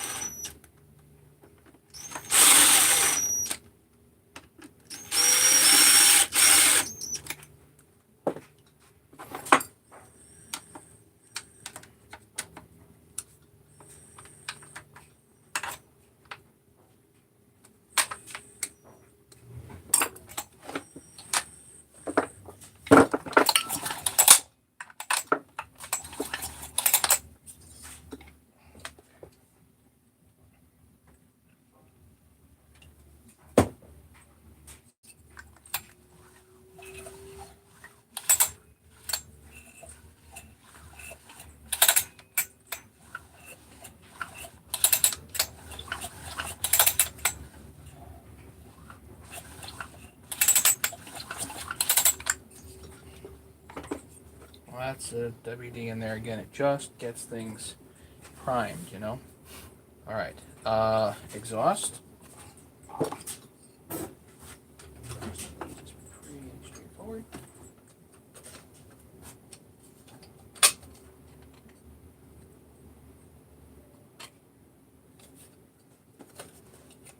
These are actually studs, like long studs.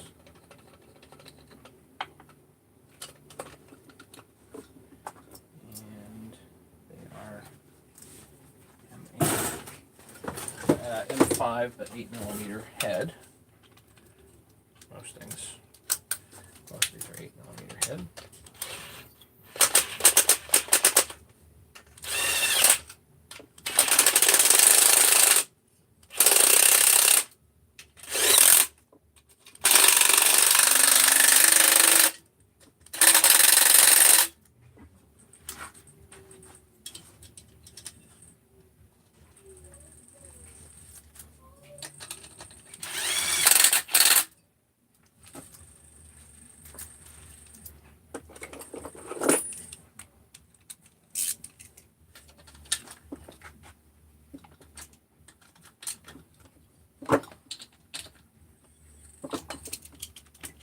Good.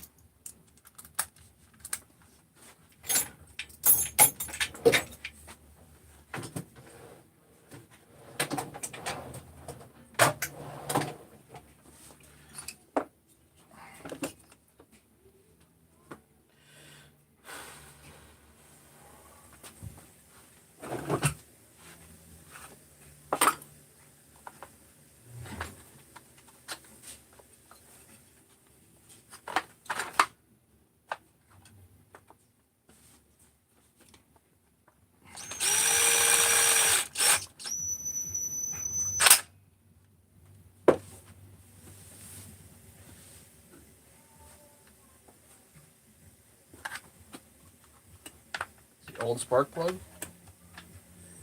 Don't know if I have one hanging around, but for some reason I'm not that worried about it.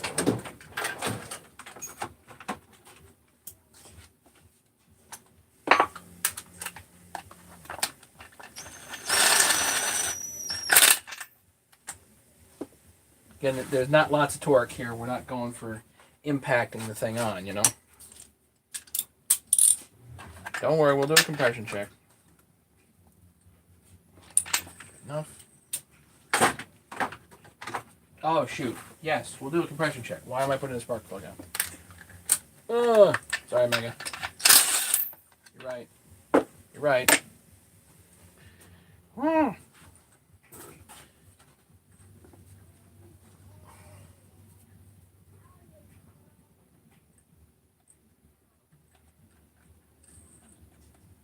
Gasket here.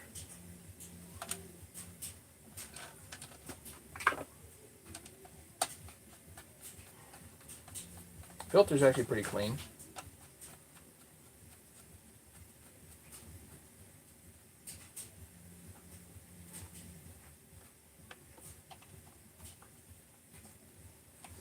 Oh, there's the winter window here. What happened to that?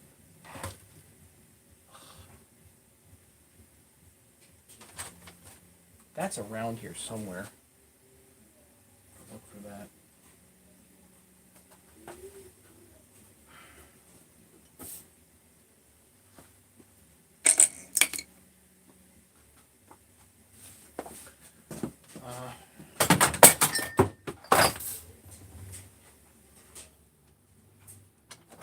Needed that. Handle first. That's what, because I got in the middle of grabbing that, and I'm like, no, I'm going to put the handle on. Okay, now I need 8 millimeter. How am I put that away?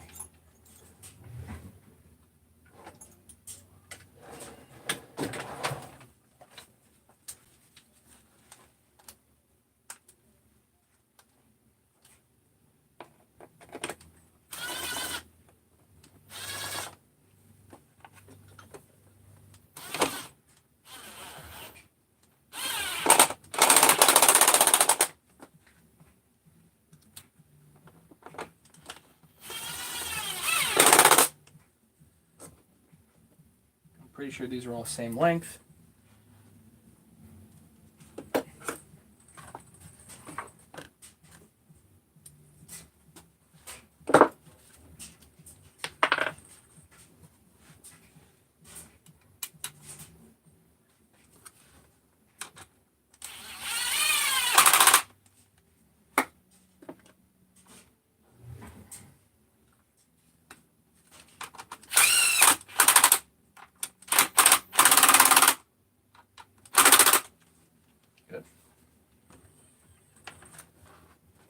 Now we can do a compression check.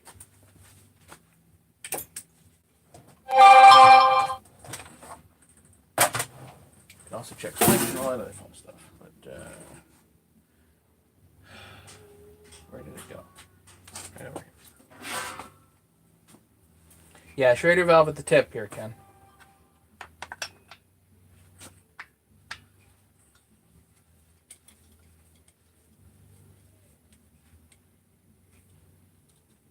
Yeah, I haven't had it matter with the throttle plate open or closed.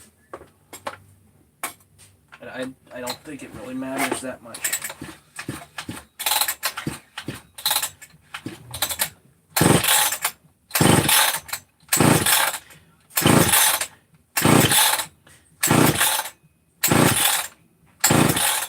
$165. The rings have to reseat in again, so.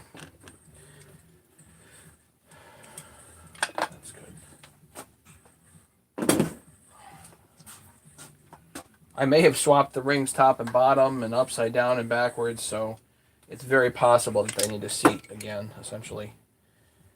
But 165 will be just fine.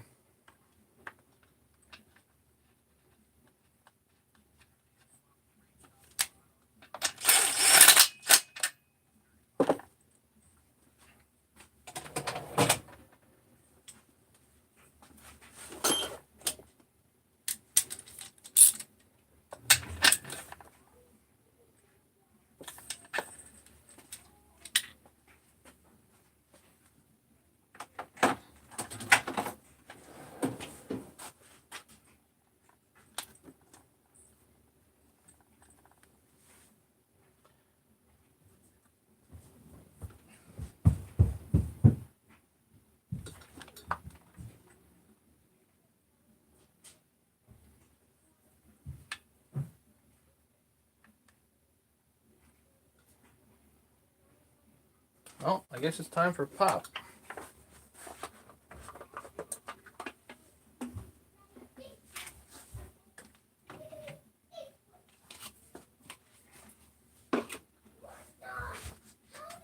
The moment of truth is here, ladies and gentlemen. A bit of gasoline.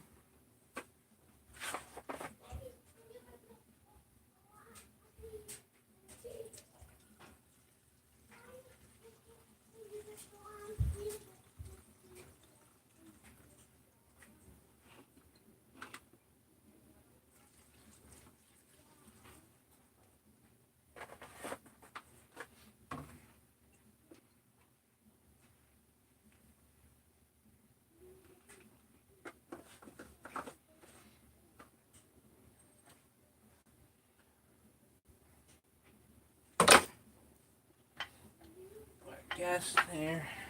Of course, I don't know. We're assuming that the stop switch here is going the correct direction. So let's set it there. Choke on.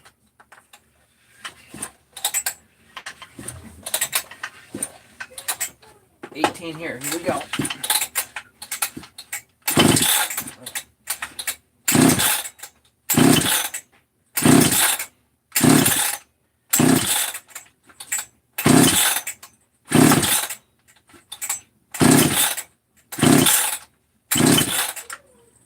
Let's switch the switch the other direction. I don't know.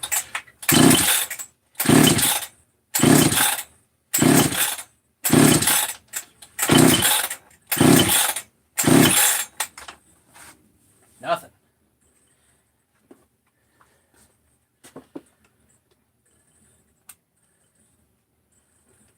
Let's see if the plug is wet.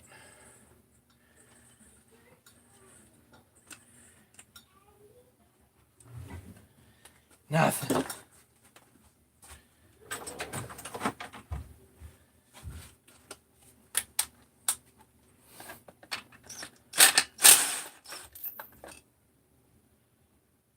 Plug's wet. Let me try a different plug. If I got one.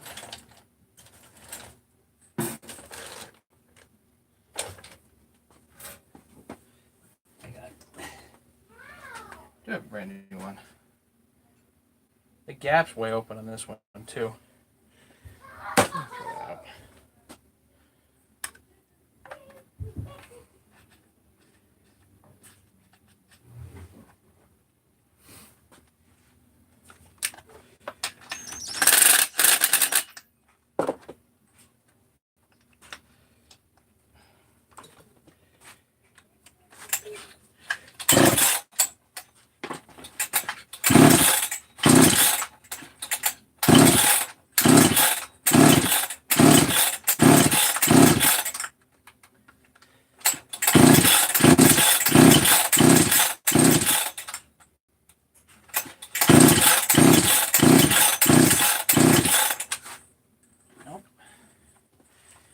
Let me pull off one of the plug wires, or one of the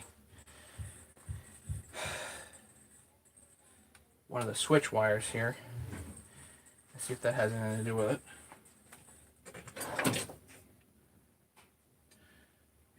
Because we most definitely have compression.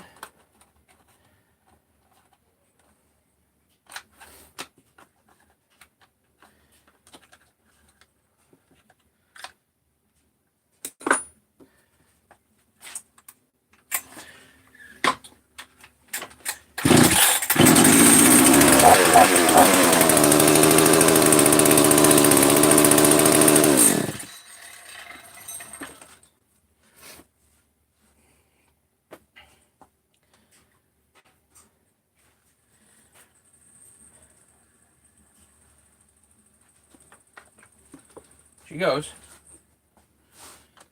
So now let's play with the start-stop switch a little bit.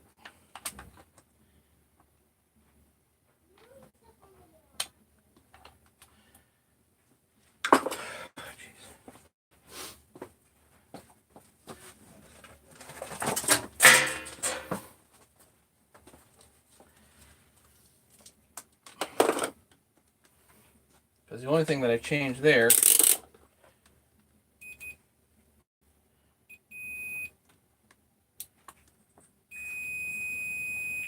yeah, so the start-stop switch is bad.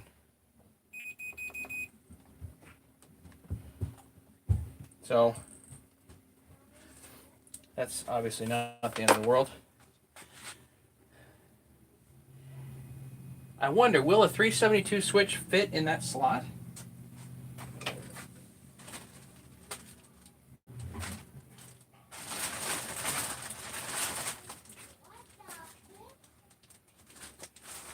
No?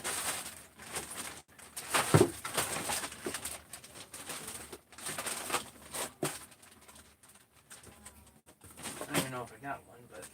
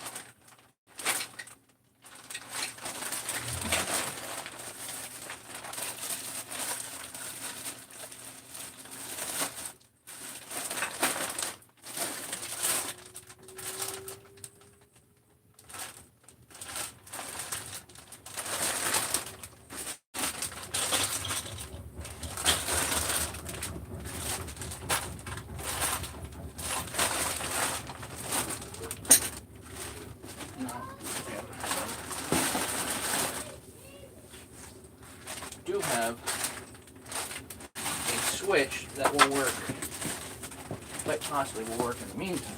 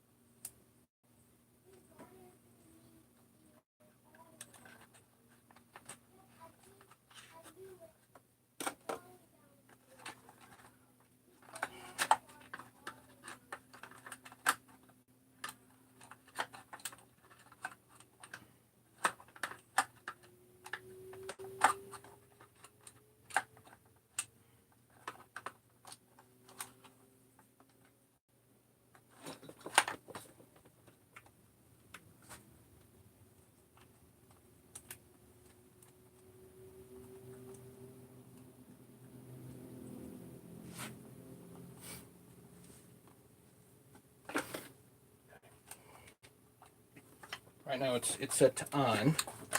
We have a 1-pull restart. Oh yeah.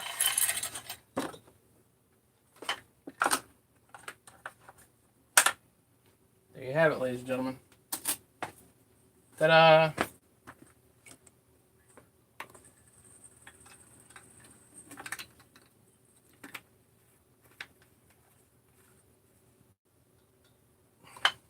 And I've clearly been on too long.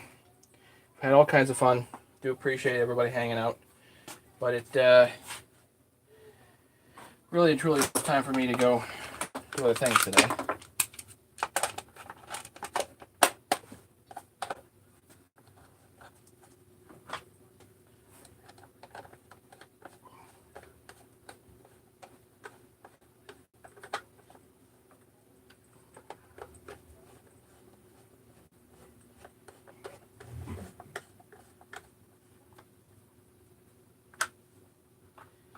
Yeah, it's fun. I mean, I get a kick out of doing all this stuff. Love hanging out with everybody. And now it's time to go home, you know? Whatever this is far better than what it was.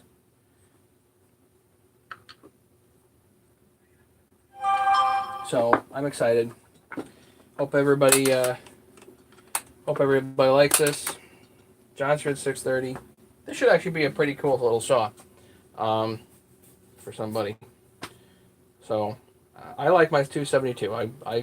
It's just a bigger head in basically the same saw.